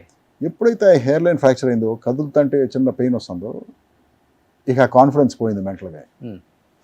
ఓహో నేను కదలలేను అనేది వచ్చేసింది. సో 3 months హాస్పిటల్ బెడ్ మీద ఉన్నాడు ఆయన. ఇది వాళ్ళు చెప్పారు కంప్లీట్ 3 months అపోలోలో 3 months అలాగే ఉండాలి, కదలకూడదు, లేకపోతే ఫ్రాక్చర్ హీల్ అవుతుంది. నేనంటాను స్టార్ట్ మూవింగ్, బేసిక్ మూవ్మెంట్ అన్న చేయి, తర్వాత అంతా రెస్ట్ తీసుకో అంటే, లేదు నేను డాక్టర్ కదలొద్దు అన్నాడు. ఎప్పుడైతే మనం లైఫ్లో కదలటం మానేస్తామో ఆటోమేటిక్గా మన మెటబాలిజం డౌన్ అయిపోతుంది కదా. సో దాంతోపాటు ఆర్గన్స్ అన్నీ కూడా డిస్ఫంక్షన్ వచ్చేస్తుంది ఆర్గన్స్. సో ఆ 3 months ఏమైంది, ఆయన 3 years దాకా తీసుకెళ్ళాడు. ఆయన ఇక ఎందుకో కదలటం మానేశాడు, ఆయన కుర్చీలోంచి లగవటం మానేశాడు, అసలు కింద వాకింగ్ కూడా లేదు, ఏమీ చేయట్లేదు. సో అప్పటికి నేను ఒక స్టేషనరీ బైక్ తీసుకొచ్చి పెట్టి, ఫస్ట్ అట్లీస్ట్ ఖాళీగా కూర్చోకుండా కూర్చున్న సేపన్న సైకిల్ దొక్కండి. సో అది కూడా ఎందుకో ఇంట్రెస్ట్ పోయింది దానికి. సో లాస్ట్ 3 years ఇక అలా స్టేషనరీగా ఉండిపోయేసరికి ఎండ్ దగ్గరికి వచ్చేసింది అనమాట. లేకపోతే ఇంకొక 10 years ఈజీగా ఆయన, అదే 10 years ఈజీగా బతికేవాడు, ఈజీగా హెల్తీగా ఉన్నారు ఆయన. సో హార్ట్ స్ట్రోక్ వచ్చేసింది మూమెంట్స్. సడన్ గా బ్రదర్ హార్ట్ స్ట్రోకే మరి, అది కూర్చున్న ఆయన అలా టప్పని వెనకబడిపోయిపోయి, అది హార్ట్ అటాకే కదా. 72 ఉంటే అంతే కదా. 79 ఆయన పోయినప్పుడు. 79 ఉంది, అయినా కానీ ఇంకొక 10 years ఉంటారు ఈజీగా. ఈజీగా అంత హెల్తీగా ఉన్నారు ఆయన ఈజీగా. మీరు అన్నట్లుగానే చాలా మందికి బయట ఒక ఫుల్ బాటిల్ అనుకుంటారు కానీ అసలు టీ టోట్లర్ అని ఎవరికి తెలియదు. టీ కాఫీ కూడా తాగలేదు, గ్రేట్. ఒక్క పొడి కూడా వేసుకోలేదు. ఎవరు అమితంగా ఇష్టపడే వాళ్ళు, ఆయన బాగా ఇష్టపడే, లైక్ ఆయనతో వర్క్ చేసిన కో యాక్టర్స్ అంటే ఎక్కువ ఆ టైంలో ఎక్కువ ఎవరి గురించి మాట్లాడేవాళ్ళు? ఆయనకి యాక్టర్స్ కంటే ఆయన డైరెక్టర్స్తోనే అనుకుంటా ఫ్రెండ్షిప్ ఎక్కువ ఆయనకి. స్టార్టింగ్లో ఎవరున్నారో నాకు తెలీదు, బట్ నాకు తెలిసినప్పటి నుంచి ఈవీవి గారు బాగా క్లోజ్ ఆయనకి. రోజు కలిసే ఉండేవాళ్ళు, ప్రతిదానికి ఫారెన్ ట్రిప్స్ వెళ్ళినా కలిసి వెళ్ళేవాళ్ళు. ఈవీవి గారు బాగా క్లోజ్. ఈవీవి గారు పోవడంతో అక్కడ కొంత డిప్రెస్ అయ్యాడు ఆయన. సో ఆ తర్వాత నుంచి ఈవీవి గారితో ఉన్నంత క్లోజ్గా ఉంటారు. తర్వాత కొంత ఆయన ఎక్కువగా క్లోజ్గా చూసింది బోయపాటి శ్రీనుతో. ఓకే. కొంత ఒక చిన్న ట్రావెల్, ఒక 5-6 years ట్రావెల్. బోయపాటి సీన్ అంటే బాగా ఇష్టం ఆయనకి. సో బోయపాటి సీనుతో ట్రావెల్ ఉంది. బాలయ్య బాబు సినిమాలు అన్నిట్లలో ఉన్నారు కదా, ఉండేవాడు. But for some reason Boyapati scene అంటే చాలా ఇష్టం సార్ ఆయనకి. ఓకే. నాకు అనిపించేది. దాని తర్వాత అంతే, it was the end.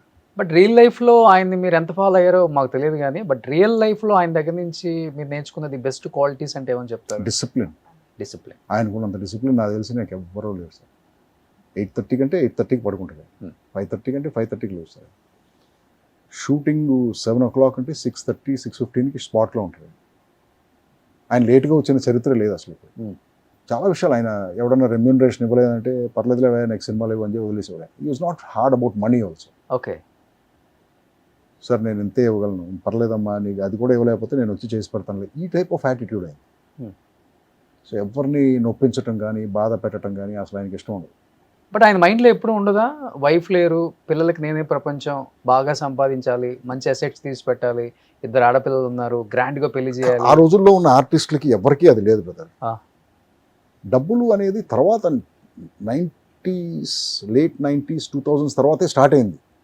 Money money money money అనేది ఇండస్ట్రీలో. అంతకుముందు డబ్బులు పెద్ద మెడ్రాస్లో ఉన్నప్పుడు పెద్ద ఆలోచించేవాళ్ళకి మా జనం డబ్బులకి. జస్ట్ క్యాజువల్గా వచ్చేవాళ్ళు సినిమాలు. అప్పుడు ఏముండేది, ఒక ఆర్టిస్ట్ ఉన్నాడంటే ఒక 20 కంపెనీలు కన్ఫర్మ్డ్గా వేషం ఉండేది. ఇప్పుడు ఆ కన్ఫర్మేషన్ ఉందా? నెక్స్ట్ సినిమాకి లేదు. సో ప్రొడ్యూసర్స్ కూడా అలాగే ఉండేవాళ్ళు. వీళ్ళందరూ మన కంపెనీ ఆర్టిస్టులు, వీళ్ళందరికీ వేషాలు ఉంటాయి. People use to take care of each other. There was a lovely bonding with in the industry. అందుకే కదా ఇన్ని సినిమాలు చేయగలిగారు మా వాళ్ళందరూ, మా ఫాదర్ లాంటి ఆర్టిస్టులు అందరూ.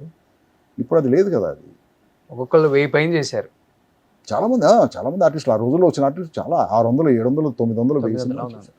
కానీ రవిబాబు గారు మీకున్న టాలెంట్కి, మీ దగ్గర మీరు రాసుకునే కథలకి, మీ పెన్ను పవర్కి పెద్ద పెద్ద అంటే స్టార్స్ని పెట్టి చేయొచ్చు, అంత ఉంది మీ దగ్గర. కానీ ఎందుకని మీరు కొత్త కొత్త వాళ్ళ మీద ప్రయోగం చేస్తారు? లేకపోతే ఫేడ్ అవుట్ అయిపోయిన వాళ్ళకి మళ్ళీ లైఫ్ ఇద్దామని వాళ్ళని తీసుకొస్తారు? ఏదైనా కాన్సెప్ట్ ఉందా దానికి? లేకపోతే పెద్దవాళ్ళని మనం హ్యాండిల్ చేయలేము, వాళ్ళని అడగలేము, మనకు అవసరమా, ఇలాంటివి ఏమైనా ఉంటాయా? ఒక పెద్ద హీరోతో ఇంటరాక్ట్ అయింది. నాకు కథ చెప్పొచ్చు కదా అన్నాడు ఆ హీరో. నేను కథ చెప్తాను, బట్ నేను నీకు కథ చెప్పే ముందు నువ్వు ప్రొడ్యూసర్ని కన్ఫర్మ్ చేసి ప్రొడక్షన్ని కన్ఫర్మ్ చేయన్నాను. అంటే ఏంటి దాని మీనింగ్? పలానా వాడు ఈ సినిమాకి ప్రొడ్యూసరు, ఎస్ కన్ఫర్మ్డ్గా మనం ఈ సినిమా చేస్తున్నాం అని కన్ఫర్మేషన్ ఇస్తే నేను వచ్చి నీకు కథ చెప్తాను. అదేలా చెప్తాను, ముందు నువ్వు కథ చెప్తే కదా, నా కథ నచ్చితే కదా నేను తర్వాత చెప్తాను. See that is the problem for me. నేను ఒక 6 నెలలు కథ చేసి నేను నీ దగ్గరికి వచ్చి కూర్చుంటాను, నువ్వు 1 గంట అయిన తర్వాత ఇంకో కథ తీసుకురా అంటావు. నాకు 6 నెలలు పోయింది కదా ఇక్కడ. అవునా కాదు? ఓకే, అంటే నా టైంకి నీకు రెస్పెక్ట్ లేదు. సో అందుకే నేనేం అడిగా, నిన్ను ఎస్ కన్ఫర్మ్డ్గా సినిమా చేస్తున్నావు అని చెప్పు, నేను 6 నెలలు కూర్చుంటాను. బట్ నేను 6 నెలలు కూర్చున్న తర్వాత గ్యారంటీ లేదు ఆ సినిమా జరుగుతున్నప్పుడు నేను ఎందుకు బ్రదర్ ఆ సిచ్యువేషన్లో ఉండాలి? ఓకే, ఇది నాకు ఫస్ట్ ప్రాబ్లం అన్నమాట. తర్వాత రెండో ప్రాబ్లం ఏమొచ్చిందంటే, నేను ఇలాంటి ఇన్నోవేటివ్ కాన్సెప్ట్స్ ఫిల్మ్స్ చేద్దాం అనుకునేవాడిని. నేను ఇందులో ఏ కథ నీకు తీసుకొచ్చి చెప్పినా నువ్వు చెయ్యవు, నాకు క్లియర్గా అర్థమవుతుంది. అసలు నేను ట్రై చేయటం ఎందుకు అంటున్నాను. నేను ఆల్రెడీ ట్రై చేశారు? ట్రై చేయలేదు నేను. జస్ట్ నన్ను ఎవరో అడిగితే కథ చెప్పమని ఈ క్వశ్చన్ అడిగాను కదా. పెద్ద హీరోనే, ఓకే, చాలా పెద్ద హీరో అతను, ఇప్పుడు కూడా పెద్ద హీరో. ఓకే, సో అందుకని ఇక ఆ రూట్లో వెళ్ళలేదు నేను. ఇక మనకి టైం ఇంపార్టెంట్. ఎన్ని సంవత్సరాలు తీస్తాం సినిమాలు తీస్తే మ్యాక్సిమం బట్ మనం తీయటానికి బొచ్చడి కథలు ఉన్నాయి, ఐడియాలు మన మైండ్లో, బట్ ఇవన్నీ కూడా చేయలేము మనకున్న టైంకి. So I don't want to waste time. పెద్ద హీరోతో సినిమా పెట్టుకుంటే 2 ఏళ్ళు అవుతుందో 3 ఏళ్ళు అవుతుందో చెప్పలేము. అంత టైంలో నేను 3-4 ఇంట్రెస్టింగ్ సినిమాలు, నాకు నచ్చిన సినిమాలు తీసుకుంటాను. ఓకే, నాకు అది సినిమా సైజ్ కాదు కదా important, the power of the idea కదా ఇంపార్టెంట్. నేను కొత్త కథ తీయగలిగానా లేదా అది ఇంపార్టెంట్ నాకు, అంతేగాని అడెవడో పెద్ద స్టారో కాదో అది ఇంపార్టెంట్ కాదు నాకు. ఈ రీజన్ వల్ల నేను పెద్ద హీరోస్ దగ్గరికి వెళ్ళలేదు, అప్రోచ్ అవ్వలేదు, చేయలేదు. అది సూపర్ అసలుకి. సో క్వాంటిటీ కన్నా quality important. Exactly. Okay, always great అది. బట్ వాళ్ళు అప్రోచ్ అవుతుంటారు కదా డెఫినెట్గా, కొంచెం కొన్నాళ్ళ తర్వాత మానేస్తారు కదా, అందరికీ అర్థమైపోతుంది కదా బ్రదర్. ఇప్పుడు యాటిట్యూడ్ అర్థమైపోయి ఎవడు మాట. పోనీ సినిమా హీరోస్ కూడా ఒక ఈగో ఉంటుంది కదా, మన దగ్గరికి రావాలనే ఫీల్ ఉంటుంది కదా, మనం అప్రోచ్ అవ్వము. సో కానీ ఇప్పుడు సినిమా పక్కన పెడితే డోంట్ గెట్ మీ రాంగ్, వీళ్ళందరూ నాకు ఫ్రెండ్సే. అదే అందరూ ఫ్రెండ్సే, we're good with each other, కలిసినప్పుడు బాగా మాట్లాడుకుంటాం, అవన్నీ ఓకే. బట్ ప్రొఫెషన్కి వచ్చేసరికి నా ఐడియాలజీ వేరు, నీ ఐడియాలజీ. కానీ రెగ్యులర్గా డప్పు కొట్టి భజన చేసే డైరెక్టర్స్ కన్నా కూడా మీలాంటి క్యారెక్టర్ ఉన్న డైరెక్టర్స్ని ఎక్కువ ఇష్టపడతారు ఇండస్ట్రీ. కాదు అది బయట పడలేరు అంతే. అంటే ఇప్పుడు కాదు బ్రదర్, ఇప్పుడు ప్రొడ్యూసర్ డ్రివెన్ ప్రొడ్యూసరే పవర్ఫుల్ అన్న ఇండస్ట్రీ నుంచి హీరో డ్రివెన్ హీరోనే పవర్ఫుల్ అన్న ఇండస్ట్రీ స్టేటస్కి వచ్చేసాం కదా మనం. Okay okay okay. సో ఇది మరి ఎవరి దగ్గర పవర్ ఉంటే వాళ్ళ దగ్గరికే కదా, బెల్లం దగ్గరికి చీమలు చేరినట్టు ఇప్పుడు డైరెక్టర్ అయినా హీరోలైనా ఆ హీరో దగ్గరికే, డైరెక్టర్ అయినా ప్రొడ్యూసర్ అయినా ఆ హీరో దగ్గరికే వెళ్తారు కదా. మరి హీరోనే డిసైడింగ్ ఫ్యాక్టర్ కదా, కథ ఓకే చేసేది హీరోని చూసే సినిమాలకు వస్తున్నారు మరి. బట్ యాజ్ ఏ ప్రొడ్యూసర్గా, యాజ్ యాక్టర్గా, యాజ్ ఏ డైరెక్టర్గా చెప్పండి, సినిమా వ్యయం అనేది అప్పటికి ఇప్పటికి చాలా డిఫరెన్స్ వచ్చింది. థియేటర్స్కి వెళ్తే 300 రూపాయల టికెట్, 900 రూపాయలు, 1000 రూపాయలు రిలీజ్ రోజు వెళ్ళి జీవో తెచ్చుకుంటున్నారు, పాస్ చేస్తున్నారు. ఒక ఫ్యామిలీ సినిమాకి వెళ్ళాలంటే మినిమం 10,000 అవుతుంది. బట్ ఇక్కడ చూస్తేనేమో మీరు అన్నట్లుగానే ప్రొడ్యూసర్స్ ముందే హీరోల్ని ఎప్పుడో 3-4 సంవత్సరాల ముందే డబ్బులు ఇచ్చేసి, రెమ్యూనరేషన్లు ఇచ్చేసి, అడ్వాన్స్లు ఇచ్చేసి ఫిక్స్ చేసేసుకుంటున్నారు. బట్ హీరోలు కూడా 100 కోట్లు 150 కోట్ల రెమ్యూనరేషన్కి వెళ్ళిపోతున్నారు. సినిమాలో 30%, 20% షేర్ అంటున్నారు. ఓవరాల్గా చూస్తే ఇక్కడ సినిమా లవర్ అనేవాడే నష్టపోతున్నాడు, సినిమా వ్యూయరే నష్టపోతున్నాడు. సినిమా వ్యయాలు అంత పెరగటం అనేది మంచికంటారా చెడుకంటారా? సినిమా అనేది ఒక పూర్ మ్యాన్స్ ఎంటర్టైన్మెంట్ బ్రదర్. ఒక మామూలు జేబులో 5 రూపాయలు ఉన్నాడు కూడా ఒక 2-3 అవర్స్ వెళ్ళి ఎంజాయ్ చేయగలిగేది సినిమా, నా పాయింట్ ఆఫ్ వ్యూలో అంతే. అవును, ఇలాగే ఉండేది.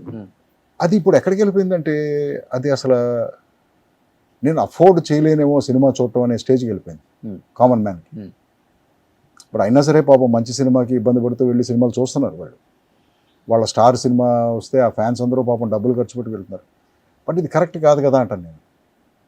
వాళ్ళకి అఫోర్డబుల్ చేయాలి కదా.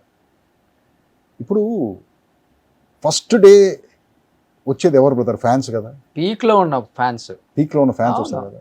మరి అంత అభిమానం ఉన్న వాళ్ళ దగ్గర మనం ఎక్కువ డబ్బులు లాగేటువంటి తప్పు కదా. అది వాళ్ళకి ఫ్రీగా వేసేయాలి ఫస్ట్ డే షో. ఇదేదో బాగుంది సార్, ఫాలో అయితే బాగుండు కదా. నా పీక్లో ఉన్న ఫ్యాన్సే వస్తున్నారు నాకు ఫస్ట్ డే. అరే నా ఫ్యాన్స్ రా, మీరు ఫస్ట్ డే మీరు అందరూ ఫ్రీగా చూడండి రా సినిమా, ఎందుకంటే మీరు లేకపోతే నేను లేను రా. ఇది కదా యాటిట్యూడ్ ఉండాలనుకుంటున్నాను నేను. రెండో రోజు నుంచి 1000 రూపాయలు పెడుతున్నారు టికెట్. ఫస్ట్ డే మాత్రం ఫ్రీ రా మీకు అనొచ్చు కదా ఎవరన్నా. అంటే ఈ ఫిలాసఫీ కరెక్టా కాదా అనేది నాకు తెలియదు. ఫస్ట్ డే తప్పితే సెకండ్ డేకి వచ్చే వాళ్ళు ఎవరు లేదు సినిమాలకు. అట్లా అయిపోయింది ఇప్పుడు ఈ సినిమాలు. అది ఇక కంటెంట్ మీద ఆధారపడి అదే చెప్తున్నా. సో అంటే నీ కంటెంట్ మీద నీకు నమ్మకం లేక ఫస్ట్ డేనే డబ్బులన్నీ లాగేయాలని ట్రై చేస్తున్నావా? అది పర్టికులర్గా ఫ్యాన్స్ దగ్గర నుంచి, నిన్ను అభిమానించే ఫ్యాన్స్ దగ్గర నుంచి. ఎంత తప్పది? హార్డ్ కోర్ ఫ్యాన్ బ్రదర్ నేను. నీ సినిమా నేను చూస్తాను ఫస్ట్ డే వచ్చేసి. నాకు నువ్వు దాన్ని అసలు అన్అఫోర్డబుల్ చేసేస్తున్నావు. నేను ఎక్కడో పోగు చేసి 1000-2000 తీసుకొచ్చి 5000 అయినా సరే డబ్బులు ఖర్చు పెట్టి నేను నీ సినిమా చూసేవాడిని. నన్ను ఎక్స్ప్లాయిట్ చేయటం కాదు అది. ఎగ్జాక్ట్లీ. నాకు నిజంగా అంత స్టార్డమ్ ఉండి నాకంత సేవ్ ఉంటే నేను మాత్రం ఇదే చేసేవాడిని బ్రదర్. ఫస్ట్ డే నా ఫ్యాన్స్ అందరికీ ఫ్రీ అమ్మ. దానికి ఏదో సిస్టమ్ పెట్టేవాడిని. ఇది నా ఫ్యాన్స్ అసోసియేషన్, దీంట్లో రిజిస్టర్ అయి ఉండాలి, ఆ ఐడెంటిటీ కార్డు చూపిస్తే నీకు ఫ్రీ రా టికెట్ ఇవ్వాలి. సో మే 8 అందరూ రేజర్కి బ్రదర్ నేను ఫ్రీగా మాత్రం చూపించలేను ఈ సినిమాని. నేను అంత పెద్ద స్టార్ని కాదు బ్రదర్, నాకు అంతమంది ఫ్యాన్స్ లేరు. సో ఇట్ ఇస్ జస్ట్ ఏదో ఒక కొత్త ప్రయత్నం ఒకటి చేసాం, యాక్ట్ చేసి డైరెక్ట్ చేసి ప్రొడ్యూస్ చేశాను. సో ఇది డెఫినెట్గా నేను ఫ్రీగా చూపించగలిగే ఎకనామిక్ కెపాసిటీ ఉంటే నాకు డెఫినెట్గా చూపించేవాడిని. బట్ నాకు అంత కెపాసిటీ లేదు. ఖర్చు పెట్టాం సినిమా మీద. మీరు సినిమా చూడాలి, టికెట్లు కొనాలి, నేను ఎకనామిక్గా రిలీవ్ అవ్వాలి. రిలీవ్ అయితే నేను ఇంకో సినిమా తీయగలను. This is the reality. కానీ మీ సినిమాలలో ఆల్మోస్ట్ మీరు డైరెక్ట్ చేసిన సినిమాలు అన్నిట్లలో యాక్ట్ చేస్తారు కదా? చేయను బ్రదర్, చేయను. నాకు సూటబుల్, నేను సూటబుల్ కాదనుకుంటే నేను చేయను అసలు. ఎప్పుడన్నా ఒకసారి నేను సూటబుల్ అనుకుంటే మాత్రం నేనే వేస్తాను, వేరే ఎవరితోనో వేయించను. Okay okay. బట్ నేను సూటబుల్ కాదు అనుకుంటే నేను అసలు చేయను. బట్ ఈ ఫ్యాన్స్ అనే వార్డ్ నచ్చుతుందా మీకు? ఎవరన్నా మీ ఫ్యాన్స్ సార్ మిమ్మల్ని ఇన్స్పిరేషన్గా తీసుకున్నాను sir? Oh you feel happy? Happy, yes. అవునా? ఎస్. మిమ్మల్ని చూసే నేను డైరెక్టర్ అయ్యాను సార్. ఇలాంటి వాళ్ళు చాలా చెప్తారు నాకు, సార్ మీరు తీసే సినిమాలు చూసి నేను కూడా డైరెక్ట్ చేస్తానికి వచ్చాను సార్, డైరెక్టర్ అయ్యాను సార్. ఇలా చెప్పి యూ ఫీల్ హ్యాపీ. నో మన వల్ల ఇంకొకటి ఇన్స్పైర్ అయ్యాడు, ఇంకొకటి లైఫ్లో క్లారిటీ వచ్చింది ఏం చేయాలని చెప్పి. డెఫినెట్లీ యూ ఫీల్ హ్యాపీ అండి. బట్ అలాంటి ఫ్యాన్స్ ఎవరైనా కానీ అనసూయ కానీ అవును లాంటి సినిమాలు కానీ సీక్వెల్ కానీ రీమేక్ కానీ తీస్తాను సార్ అంటే పచ్చజెండా ఊపేస్తారా సార్? బట్ ఎవరు చేయరు బ్రదర్ అలాగే. ఎందుకంటే వాళ్ళకి తెలుసు ఆ కేపబిలిటీ, అది చేయగలమా లేదా అనేది తెలుసు అది. సో ఇప్పుడు అనసూయ లాంటి సినిమా ఎవరన్నా వచ్చి నేను పార్ట్ 2 తీస్తానంటే నేను హ్యాపీగా ఫీల్ అవుతాను. కానీ బట్ నువ్వు తీయగలవా అది క్వశ్చన్. నా వేషం ఎవరేస్తారు? గులాబ్ గోవింద్ వేషం ఎవరేస్తారు? ఎవరన్నా కనుక పొరపాటున వచ్చి ఎస్ నేను మీ సినిమాకి పార్ట్ 2 తీస్తానంటే 100% తీ బ్రదర్ అంటాను నేను. మీ సినిమాలలో అనసూయ అవును లేకపోతే అమరావతి కావచ్చు, దేనికి ఎక్కువ కష్టపడ్డారు సార్ ఈ హారర్ థ్రిల్లర్ దాంట్లో? ప్రతి సినిమాకి దాని కష్టం దాందే బ్రదర్. ఆ. ఒక సినిమాకి తక్కువ ఒక సినిమాకి ఎక్కువ అని లేదు అసలు. Hmm. ప్రతి సినిమాకి ఒక కాంప్లికేషన్ ఉంటుంది, ప్రతి సినిమాకి సాల్వ్ చేయాల్సిన ప్రాబ్లమ్స్ బొచ్చుడు ఉంటాయి. ఆ సినిమాకి యూనిక్ ప్రాబ్లమ్స్ ఏ ఉంటాయి, నెక్స్ట్ సినిమా కొత్త ప్రాబ్లం. సో ఏ సినిమాకి కష్టం తక్కువ లేదు, ప్రతి సినిమాకి ఎక్కువ కష్టపడ్డాం.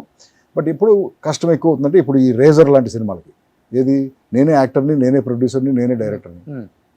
స్పాట్లో ఉన్నప్పుడు ప్రతిసారి నేను అదే, ప్రతి షాట్ యాక్ట్ చేసినప్పుడు నేను ప్రొడ్యూసర్, డైరెక్టర్, యాక్టర్ని కదా.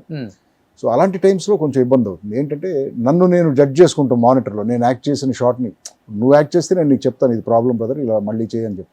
ఇప్పుడు నన్ను నేను జడ్జ్ చేసుకుంటాం, నా జడ్జిమెంట్ని ఇంతమంది చుట్టూ ఉండి చూడటం, వీడు ఎలా డైరెక్ట్ చేసుకుంటాడని. ఓకే. సో వాళ్ళు ఏమనుకున్నా అనుకోకపోయినా నన్ను నేను సాటిస్ఫై చేసుకుంటాం అనేది చాలా కష్టమైన ప్రాసెస్ అది. Okay okay. అంటే నచ్చుతుంది మీ మీ ఆలోచించే విధానం నాకు. ఇప్పుడు సోగ్గాడ్ ఉంది కదా, దాంట్లో అది బ్లాక్ అండ్ గ్రే ఏదో కలర్స్ది, అసలు ఆ ఆలోచన నెక్స్ట్ లెవెల్. అది అవునవును, సూపర్ ఉంటుంది అది. అది ఒక డిఫరెంట్ ఎక్స్పీరియన్స్ అది. అదే కష్టం. ప్రాబ్లమ్స్ అంటే రోజు వస్తాయి కదా ప్రాబ్లమ్స్.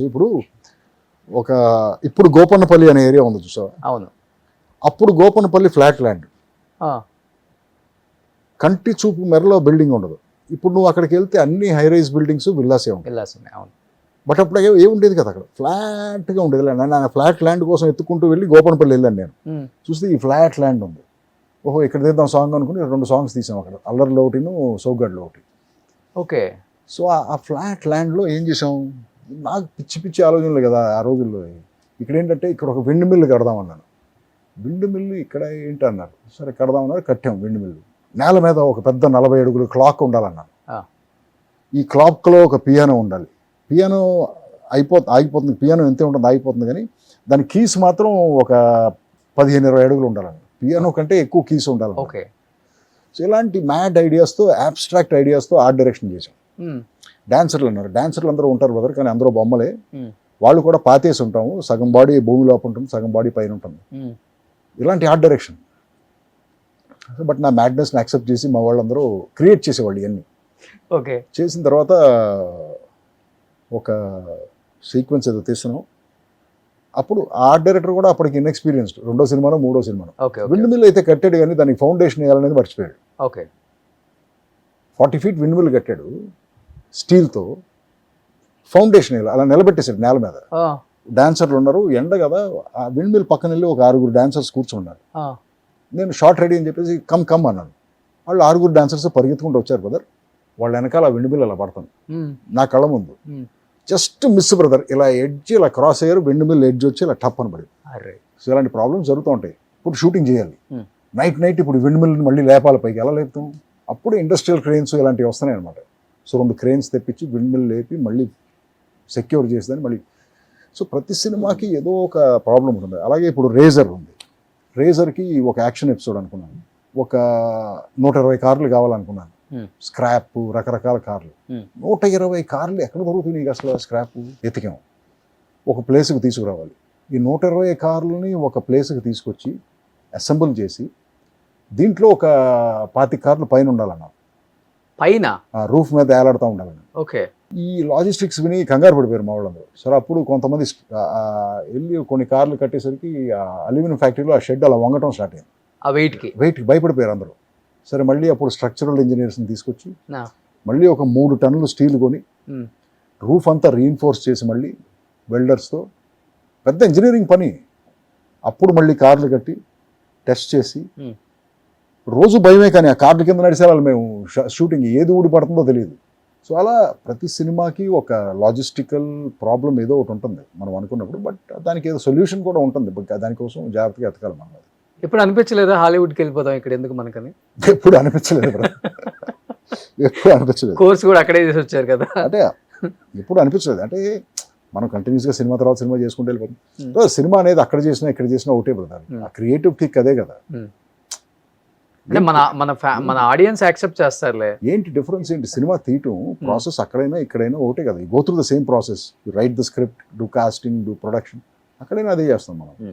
ఈ టైటిల్స్ కూడా డిఫరెంట్ గా ఉంటాయి సార్, మీకే వస్తుంది ఆలోచన? ఏం టైటిల్స్? ఈ మ్యాడ్ ఆలోచన, cinema titles? Cinema titles. Cinema titles yeah, అంటే ఆ టైంకి అనిపిస్తుంది బ్రదర్ ఏం టైటిల్ పెట్టాలి. నేనేం చూస్ చేస్తానంటే బాగా ఈజీగా ఉన్న వర్డ్స్ కోసం వెతుక్కుంటాను. క్యాచీగా ఉండాలి, క్యాచ్గా తొందరగా కనెక్ట్ అవ్వాలి, మీకు తొందరగా కనెక్ట్ అయిందంటే గుర్తుండిపోద్ది కదా. రేజర్ కూడా అలాంటి మాటే. అదే రేజర్ అంటే అందరికీ తెలుసు కదా, అది గడ్డం తీసుకునే ప్రతి ఒక్కరికి రేజర్ అంటే ఏంటో రేజర్ తెలుసు. అంటే తెలుస్తుంది. సో అది అందుకు పెట్టాను. తర్వాత ఆ రేజర్లో మాత్రం ఈసారి టైటిల్ పెట్టేటప్పుడు ఆర్ అనే అక్షరం, ఓ అనే అక్షరం కంపల్సరీగా ఉండాలని అలాంటి టైటిల్ కోసం వెతికాం. ఆర్ ఓ ఓ రేజర్లో ఉంది కదా, ఆరు ఓ ఉన్నాయి, అలా ఆర్ అండ్ ఓ కంపల్సరీగా ఉండే పేరే కావాలనుకుని దానికోసం వెతికి రేజర్ అని ఫిక్స్ చేసాం. ఓకే, దానికి ఒక రీజన్ ఉంది. సెంటిమెంట్ ఫీల్ అవుతారు అట్లా? సెంటిమెంట్ కాదు, it is Numerological. Scientific reason. Okay. Numerology కూడా కాదు, సొనోరిక్ వాల్యూ అని ఒకటి ఉంటుంది. అంటే ప్రతి అక్షరానికి ఒక పవర్, అది చెప్పినప్పుడు అవతల రీకాల్ వాల్యూ, ఆల్ఫాబెట్స్ అన్నిటికీ అది క్యాల్కులేట్ చేసి ఉంచారు. ఓకే దాన్ని సొనోరిక్ వాల్యూ అంటారు. ఓకే. సో కొన్ని వర్డ్స్కి కొన్ని అక్షరాలు ఉంటే సొనోరిక్ వాల్యూ చాలా హై ఉంటుంది. సో ఆర్ అండ్ ఓ ఉన్న వర్డ్స్ ఏవైతే ఉంటాయో వాటికి సొనోరిక్ వాల్యూ ఎక్కువ. అంటే ఆ వర్డ్కి పవర్ కూడా ఎక్కువ ఉంటుంది, at the same time recall value కూడా ఎక్కువ ఉంటుంది. ఓకే. ఆ పేర్లు ఉన్న వాళ్ళన్నీ చాలామంది పాపులర్ నేమ్స్కి కానీ టైటిల్స్కి కానీ మనుషులకు కానీ ఆర్ అండ్ ఓ ఉంటాయి పేర్లో. I'll give you an example. Ramarao, Ramojirao, Ronald Reagan, okay, Hrithik Roshan. Yes, Ravi Babu. నా దాంట్లో ఓ లేదు కదా, ఆరు ఉంది కదా, ఆరు ఉందలే, ఓ లేదు. రాఘవేంద్ర రావు. సో చాలామంది హై అచీవర్స్, ర్యాంబో, రాకీ, వీటన్నిటిలోనూ ఆర్ ఓ ఉంటుంది. నాకెవరు చెప్తే ఇది స్టడీ చేశాను నేను, నెట్లో స్టడీ చేస్తే ప్రాబబుల్గానే అనిపిస్తుంది కదా మనకి. అవును, ఇంతమంది హై అచీవర్స్, హై ప్రొఫైల్ పీపుల్కి ఆర్ ఓ ఉంటుంది పేరుల్లో. అవును, ఎగ్జాక్ట్లీ. సో అందుకని చెప్పి ఆర్ ఓ ఉన్న టైటిల్ కోసం వెతికితే మనకి రేజర్ అనేది ఒకటి అనిపించింది. ఇది బాగానే ఉంది కదా టైటిల్ అని చెప్పి అలా ఫిక్స్ చేసి. క్యాచీగా కూడా ఉంది. యా, బట్ రామోజీరావు గారితో కూడా ట్రావెల్ అనేది చాలా తక్కువ మందికి దొరుకుతుంది. అవును, ఆయన సినిమాలు తీయటమే చాలా చూజీగా తీస్తారు. కథ మీద ఆయనకు అంత పట్టు ఉంటుంది, యాక్టర్స్ మీద అంత అవగాహన ఉంటుంది. సినిమా తీయాలన్న ప్యాషన్ ఆయన అంటే నాకు 2000 ఎకరాలు రామోజీ ఫిలిం సిటీ ఉందనేది ఆయన మైండ్లో ఉండదు. సినిమా తీస్తే ది బెస్ట్ ఫిల్మ్ ఇవ్వాలి, లేకపోతే లేదు. బట్ రవిబాబు గారికి రామోజీరావు గారి మధ్య జర్నీ ఎట్లా కుదిరింది అసలుకి? బ్రదర్ ఇది చెప్తే నేను తిడతారేమో. యాక్చువల్గా ఆ 2 సినిమాల కథలు నేను ఆయన చేసింది, ఆయన ఉన్నప్పుడు చేసిన 2 సినిమాల కథలు ఆయనకి చెప్పలేదు అసలు. ఆయన డైరెక్ట్గా వచ్చి కాపీయే చూశారు ఆయన. ఓకే. ఆయన కథ ఏం సినిమా తీస్తామో కూడా తెలియదు ఆయనకి. ఎందుకంటే ఫస్ట్ ఒక కథ చెప్పాము ఆయనకి. అనసూయ షూటింగ్ జరుగుతుంది అనుకుంటప్పుడు, జరిగేటప్పుడు ఒక కథ చెప్పాము. ఆయన గో అహెడ్ అన్నారు. ఆయన అనసూయ అయిపోయిన తర్వాత నేనే వెళ్ళి సార్ ఆ కథ వద్దు అంటే, ఆయనతో డైరెక్ట్గా కాదు, అక్కడ ఉన్న ఆయనతో, నేను వేరే సినిమా చేస్తానండి మీకు, నాకు ఇప్పుడు ఆ సినిమా చేయాలని లేదు, మా నాన్నగారు ఓకే చేశాను కదా అని చెప్పాను. చెప్తే సార్ మన దగ్గర కథలు ఓకే అవటమే, ఎందుకంటే మనం చాలా కేర్ఫుల్గా సెలెక్ట్ చేస్తాం కథలు, మీరు ఓకే అయిన కథలు మీరు ఇప్పుడు చేయనంటే మళ్ళీ నెక్స్ట్ కథ ఎప్పుడు, ప్లీజ్ సార్ నాకు వదిలేయండి సార్, నేను చేసి పెడతాను సార్, మంచి సినిమా మీకు 100% మంచి సినిమా చేస్తాను. ఆ కాన్ఫిడెన్స్ మీద ఆ ప్రొడక్షన్ స్టార్ట్ చేసాం. ఓకే. అప్పుడు రామోజీరావు గారికి ఆ కథ తెలియదు మనం ఏం చేస్తున్నాం అనేది. సెకండ్ టైం కూడా అలాగే జరిగింది. బట్ అక్కడ స్టార్ట్ అయింది ఆయనతో ట్రావెల్. ఆ ఫస్ట్ టైం కథ చెప్పడం దగ్గర నుంచి, అంటే అంత ముందు కూడా నాకు ఆయన పరిచయమే, నా పెళ్ళికి కూడా వచ్చారు ఆయన. సో అక్కడ నుంచి ట్రావెల్ స్టార్ట్ అయ్యి ఆ క్లోజ్నెస్ అది అక్కడ నుంచి స్టార్ట్ అయ్యి అలా ఎండ్ దాకా ట్రావెల్ అయింది అన్నమాట. మీ మైండ్ సెట్ అర్థం చేసుకుంటారా ఆయన? అర్థం చేసుకుంటారు. మా మధ్యన డిబేట్స్ జరుగుతాయి. ఆయన చెప్పింది నేను కాదంటాను, నేను ఫైట్ డిబేట్స్, నేను చెప్పింది ఆయన స్టూపిడ్ అంటారు ఆయన. ఎన్ని జరిగాయి. We never used to agree with each other on a lot of things. Okay. But there is so much to learn from him. ఆయన దగ్గర ఆ వెల్త్ ఆఫ్ ఎక్స్పీరియన్స్, ఆయన మైండ్లో ఉన్న ఫిలాసఫీ, అవన్నీ చాలా విషయాలు నేను ఆయన దగ్గర నుంచి చాలా లైఫ్ లెసన్స్ నేర్చుకున్నాను. ఓకే. ఆయన డైరెక్ట్గా మనకి లెసన్ చెప్పినట్టు కాదు, బట్ ఆయన మాట్లాడే మాటల నుంచి మనం అర్థం చేసుకునే లెసన్స్ అనమాట. Such a wise man, such a great man, విపరీతమైన ముందు చూపు ఉన్న మనిషి. అలాంటి మనుషులు మన జనరేషన్లో ఎప్పుడో ఒకళ్ళని కలుస్తాం, మ్యాక్సిమం ఇద్దరిని, అంతే మన లైఫ్ టైమ్స్లో. అలాంటి మనుషులు అసలు మళ్ళీ మనకి కనపడరు, దొరకరు అది. ఓకే. సో మురారిలో ఉన్నప్పుడు సేమ్ యాజ్ ఇట్ ఈజ్ ఇలానే ఉన్నారు. సీతమ్మ వాకిట్లో సిరిమల్ల చెట్టు వచ్చినప్పుడు అలానే ఉన్నారు. ఇప్పుడు మా ఇంటర్వ్యూకి వచ్చినప్పుడు కూడా మళ్ళీ ఇలానే ఉన్నారు. అంటే ఫిజికల్గా ఫిజికల్గా కావచ్చు, ఫేస్ కావచ్చు, బాడీ కావచ్చు, ఎనీథింగ్.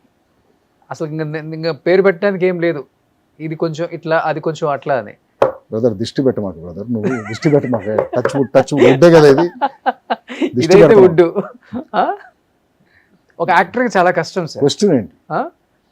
వెయిట్ గెయిన్ అవుతారు, మళ్ళీ తగ్గుతారు, ట్యాన్ అవుతారు, మళ్ళీ ఫుల్ కలర్. అసలు మనకి ఏం లేదు, యాజ్ ఇట్ ఈస్ ఆ పిక్చర్ అలానే ఉంది. How is it possible brother అసలుకి? God's gift brother. Genetics number 1 first. రెండు ఏంటంటే నాది కూడా ఫిజికల్ అబ్యూస్ ఎక్కువ ఉండదు. అంటే మా ఫాదర్ లాగే నాకు కూడా మందు కొట్టే అలవాటు లేదు, ఇవన్నీ లేవు. ఓకే. సిగరెట్ కాలుస్తాను, ఓకే, బట్ మందు కొట్టే అలవాటు లేదు. మా ఫాదర్కి లేని అలవాటు నాకు ఏముందంటే వెయిట్ ట్రైనింగ్ అలవాటు ఉంది. ఓకే. I been weight train. నా ఎర్లియర్ ఫోటోస్ అవన్నీ చూసుంటే ఫుల్ మస్కులర్ అలా ఉండేవాడు. సో వెయిట్ ట్రైనింగ్ అనేది నాకు స్టార్టింగ్ నుంచి అలవాటు, ఇప్పటికీ అలవాటు. సో సేమ్ టైంకి పడుకుంటాను రోజు, 9:30 అవుట్. ఓకే. సేమ్ టైంకి లేస్తాను 3:30కి. ఏం చేస్తారు 3:30కి లేచి? చెప్పాలా నీకు అది? నేను మూడున్నరకి మెలకు వచ్చేస్తుంది. 6 hours అయిపోతుంది కదా, 3:30కి మెలకు వచ్చేస్తుంది. లేచి మెల్లగా లేచి కాఫీ పెట్టుకుని బాల్కనీలోకి వెళ్ళి మా ఇంట్లోంచి సిటీ అంతా కనపడతా ఉంటుంది. మార్నింగ్ కాఫీ తాగొచ్చా? నేను తాగుతాను బ్రదర్. అంటారు దేవుడి దేవాల బ్లాక్ కాఫీ పెట్టుకుని ఆ. బాల్కనీ నుంచి సిగరెట్ కాల్చుకుని సిటీ అంతా చూసి, that is my time. Okay.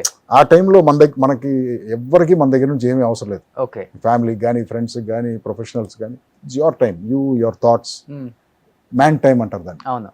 So నా టైం అది. ఒక అరగంట స్పెండ్ చేసి రెడీ అయిపోయి 4:30, 4:45 జిమ్కి వెళ్ళిపోతాను. 6:15 దాకా జిమ్లో ఉంటాం. Anyway that is my morning routine. Same food తింటాం. ఏం తింటారు? ఇడ్లీ, దోశ? నేను ఒక 12 సంవత్సరాలు చెప్పాను కదా, సేమ్ బ్రేక్ఫాస్ట్ తిన్నాను, egg white omelette. Early morning. చేసే వాళ్ళకి బోర్ కొడుతుంది కానీ నాకు బోర్ కొట్టదు. సో ఇలాంటి విషయాల్లో చాలా డిసిప్లిన్గా ఉంటుంది. ఇది సేమ్ ఫుడ్ తింటాం, సేమ్ క్వాంటిటీ ఆఫ్ ఫుడ్ తింటాం. ఎగ్ ఆమ్లెట్స్ ఒక 2-3 వాట్ ఎవర్ ఏం తిన్నా మరి రఫ్గా అదే క్వాంటిటీ. సేమ్ టైంకి పడుకుంటాం, సేమ్ టైంకి లేకపోవటం, ఎక్సర్సైజ్ చేయటం. ఇంతకు మించి నేనేం చేయట్లేదు. రైస్ తింటారా? అన్నీ తింటాను. ఆఫ్టర్నూన్ అన్నీ తింటాను. ఇప్పుడు రైస్ తిన్నా అదే క్వాంటిటీ తింటా ఉంటాం రోజు. Okay. So it's the same thing. But కాకపోతే ఏంటంటే ఎక్సర్సైజు, రెస్ట్ కన్సిస్టెంట్గా ఉండటం వల్ల, ఇప్పుడు నువ్వు అన్నీ కాన్స్టెంట్గా ఉంచావనుకో చేంజ్ ఎక్కడ వస్తుంది? నీకు రాదు కదా.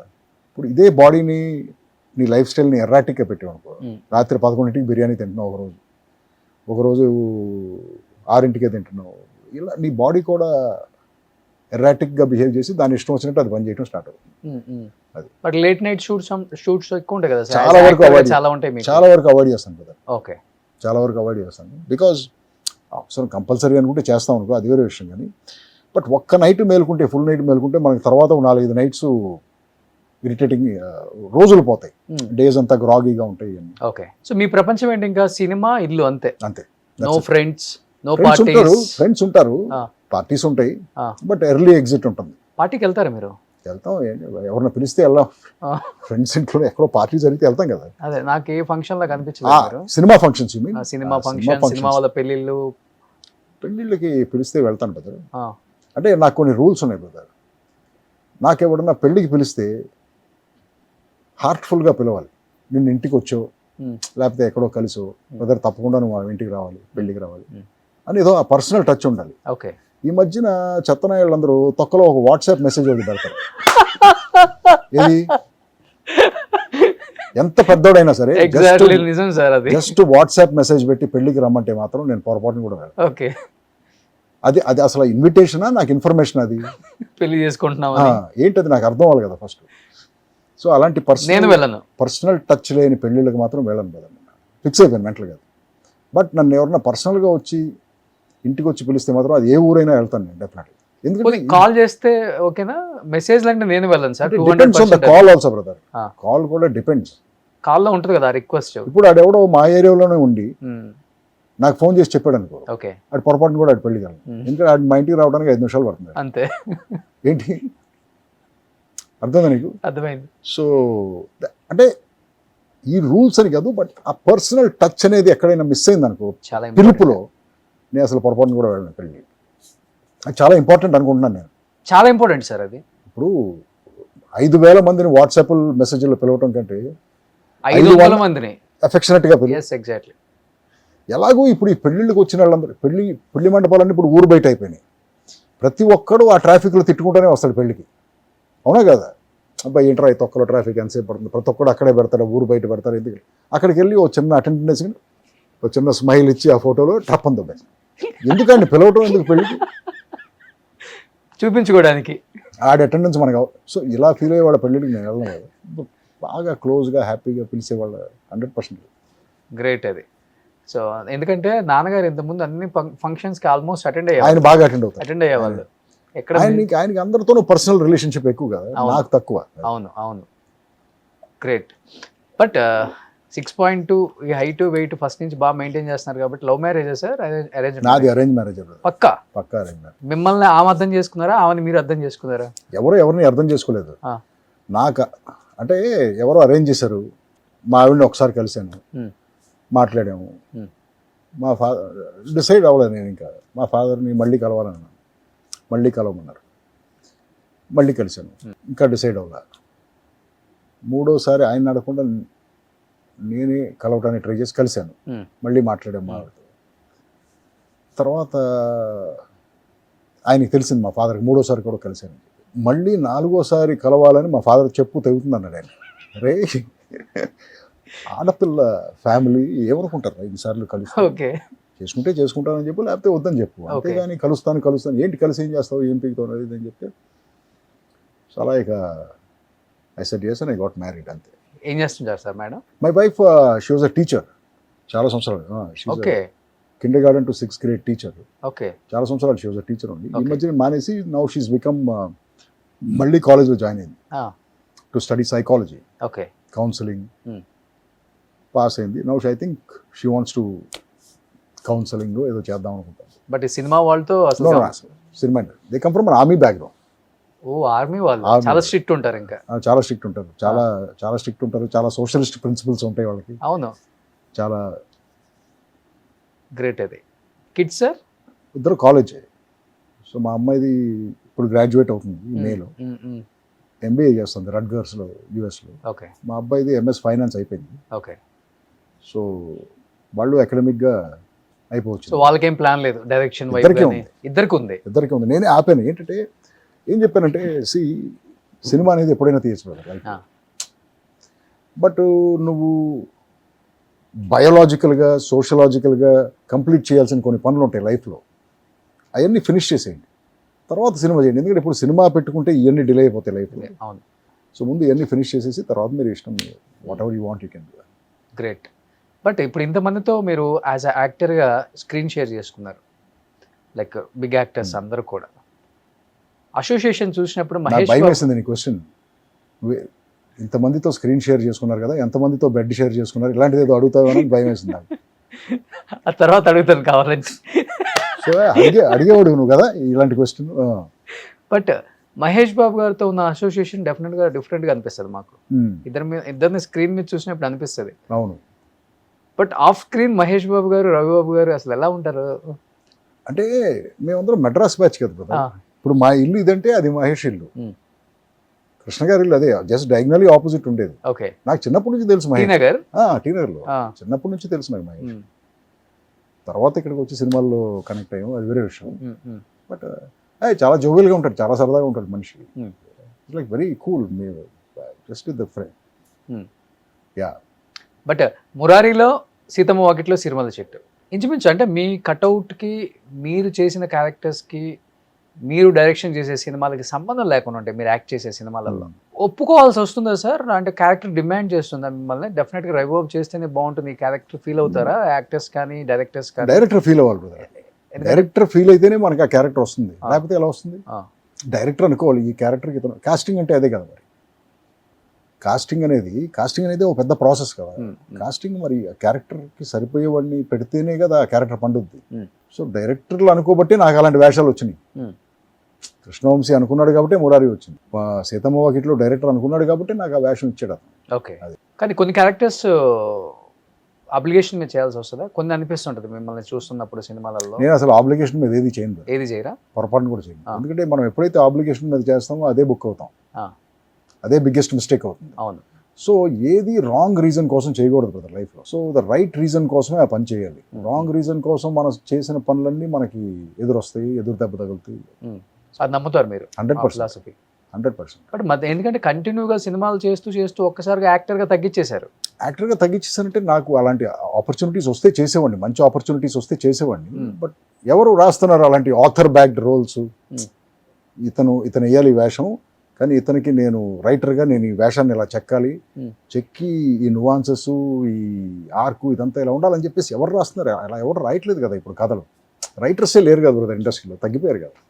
డైరెక్టర్లే పాపం కథలు రాసుకుంటున్నారు, వాళ్ళే తీస్తున్నారు, అంతేగాని ఇంత ముందులాగా లేదు కదా. కానీ ఇప్పుడు వచ్చిన టెక్నాలజీ మీద ఫోకస్ ఎక్కువ పెట్టి యాక్టింగ్ మీద కూడా చాలా తగ్గించారని చెప్పుకోవచ్చు సార్. అంటే ఒక యాక్టర్ దగ్గర నుంచి రావాల్సిన, మీరు అన్నారు నాన్నగారు చేయాల్సినంత గొప్ప క్యారెక్టర్లు చేయలేదు ఆయన దానికి అన్నారు కదా.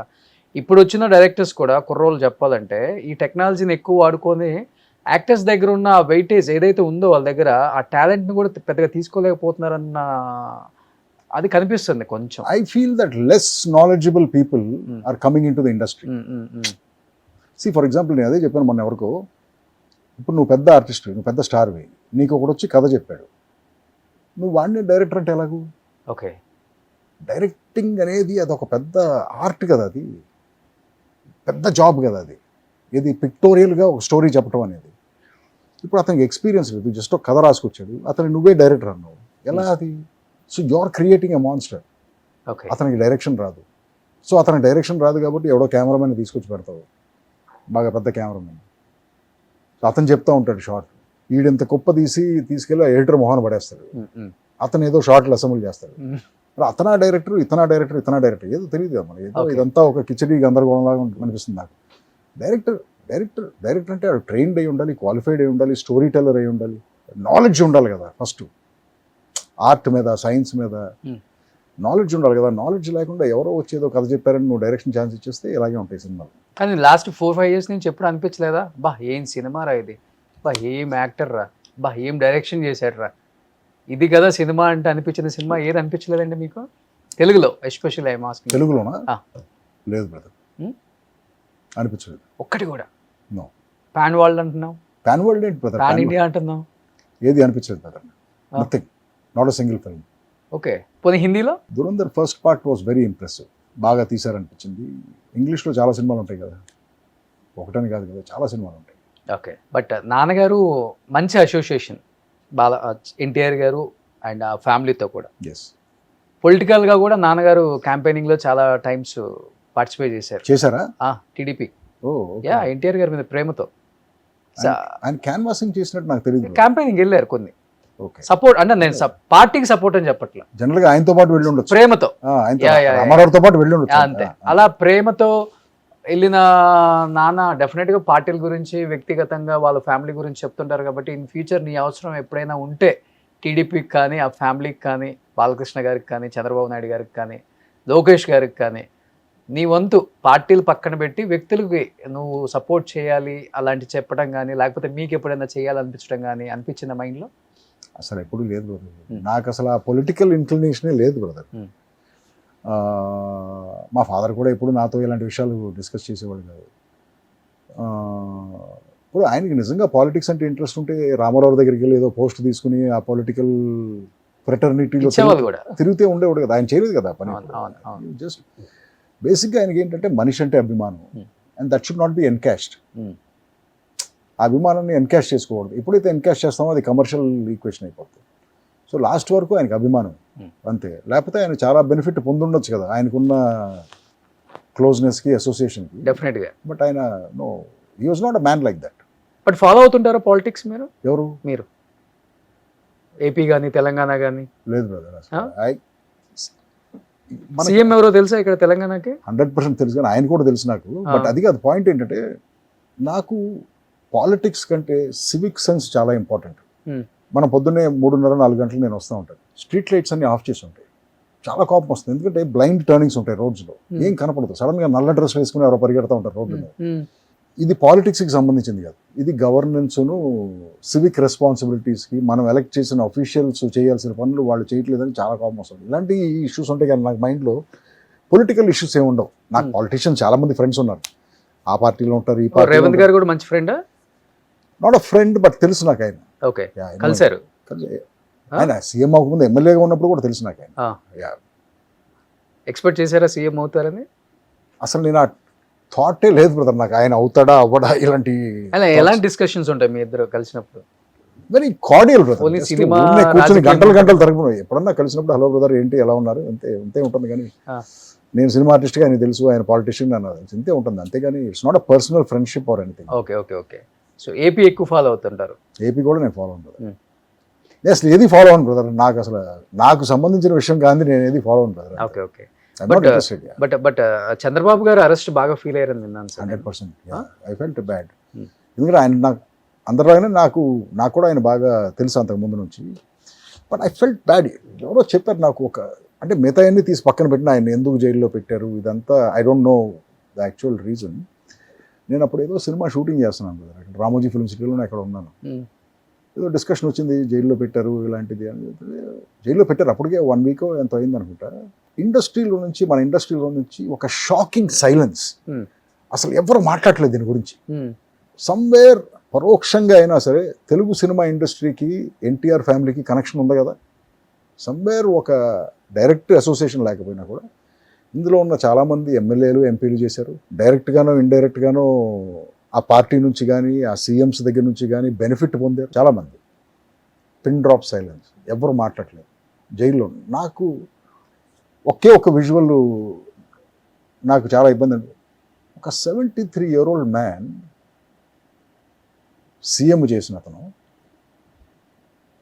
Maybe whatever may be the case, subject to ఇన్వెస్టిగేషనే కదా, ప్రాపర్ టాయిలెట్ కూడా ప్రొవైడ్ చేయకుండా ఒక ఇండియన్ టాయిలెట్ ప్రొవైడ్ చేసి అతన్ని ఇబ్బంది పడుతున్నాడో ఆయన అని చెప్పేసి తెలిసింది. That I felt bad. 73 years మనిషికి మోకాళ్ళు, how do you use an Indian toilet? అప్పుడు ఐ మేడ్ దట్ స్టేట్మెంట్. ఆ స్టేట్మెంట్ కూడా ఏంటి, it is just request, please release, అంతే కదా నేను చెప్పింది. ఫస్ట్ ఆ ఇండస్ట్రీ సైలెన్స్తో చిరాకు వచ్చింది నాకు. 2 ఇది పాపం అనిపించింది. ఎవరు కనీసం ట్వీట్ కూడా చేయలేదు. నథింగ్. ఎందుకని, దేనికి భయం? To make a request. ఇప్పుడు ఇమ్రాన్ ఖాన్ అక్కడ జైల్లో ఉన్నారు, ఆయన ఎంతమంది మన క్రికెటర్స్ రిక్వెస్ట్ పెడుతున్నారు, గవాస్కర్ గారి దగ్గర నుంచి కపిల్ దేవ్ అందరూ రిక్వెస్ట్ పెడుతున్నారు కదా, ప్లీజ్ ఆయన్ని హ్యూమన్గా చూడండి జైల్లో.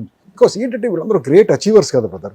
ఎగ్జాక్ట్లీ. ఎక్కడో ఏదో తప్పు చేసి ఉండొచ్చు, లేకపోతే వేరే పొలిటికల్ మోటివేషన్స్ వల్ల జైల్లో పెట్టి అవన్నీ అయ్యి ఉండొచ్చు. బట్ ఆ బేసిక్ హ్యూమన్ డిగ్నిటీతో ట్రీట్ చేయాలి కదా మనిషిని, ఎస్పెషల్లీ ఆ స్టేచర్ ఉన్న మనిషిని. Imran Khan prime minister of Pakistan. So అలా అదే అనిపించింది అనమాట అప్పుడు. ఆ తర్వాత నేను మళ్ళీ ఆయన్ని కలవలేదు, నేనేం చేయలేదు, జస్ట్ అది ఆ వీడియో పెట్టడం తప్ప. రేజర్ May 8th రిలీజ్ అవుతుంది కదా. అవును. అలా సక్సెస్ మీట్కి వెళ్ళినప్పుడు ఒక హాయ్ చెప్పారు, ఏముంది? నేను అది కూడా చేయను బ్రదర్, సక్సెస్ మీట్లు ఇవన్నీ చేయను బ్రదర్. మీకు ఇష్టం ఉండదు కదా? నాకు ఇష్టం ఉండదు. The film should talk for it self brother. Cinema దాని గురించి అది మాట్లాడుకోవాలి కానీ, బట్ నేను వెళ్ళి సక్సెస్ మీట్లు పెట్టి ఇలా డబ్బా కొట్టుకుంటాం ఇవన్నీ నాకు ఇష్టం ఉండదు. Okay okay. సో ఇందాక నేను ఒకటి అడుగుతుంటే మీరు ఏదో బెడ్ షేర్ అన్నారు, ఎందుకని సార్ అది? కాదు, ఇప్పుడు నేను ఇంటర్వ్యూకి వెళ్తే ఇలాంటి పిచ్చి క్వశ్చన్లన్నీ అడుగుతూ ఉంటారు నన్ను. అందుకు మీరు సడన్గా ఇదేమన్నా వస్తారేమో ఈ సైడ్ అని చెప్పి ముందే హింట్ ఇచ్చాను, అటు వెళ్ళొద్దు బ్రదర్ నువ్వు. ఓకే. డెఫినెట్ గా మీకు ప్రపోజల్స్ వచ్చి ఉంటాయి, అది వేరే విషయం. ఏం ప్రపోజల్స్ బ్రదర్? మంచి హైట్ బాగుంటారు కాబట్టి. I choose not to comment on this. అంతేనా? వచ్చినాయి. I neither confirm Nar deny what you're saying. అంటే ఆ టైంలో ఆన్సర్ చేశాను కదా, నువ్వు నన్ను అడిగింది నేను కన్ఫర్మ్ చేయట్లేదు, కాదని చెప్పట్లేదు. ఓకే. సో నీ ఇష్టం, నువ్వు ఎలా అర్థం చేసుకుంటే అర్థమైపోయింది, ఆడియన్స్ కి అర్థమైపోయింది.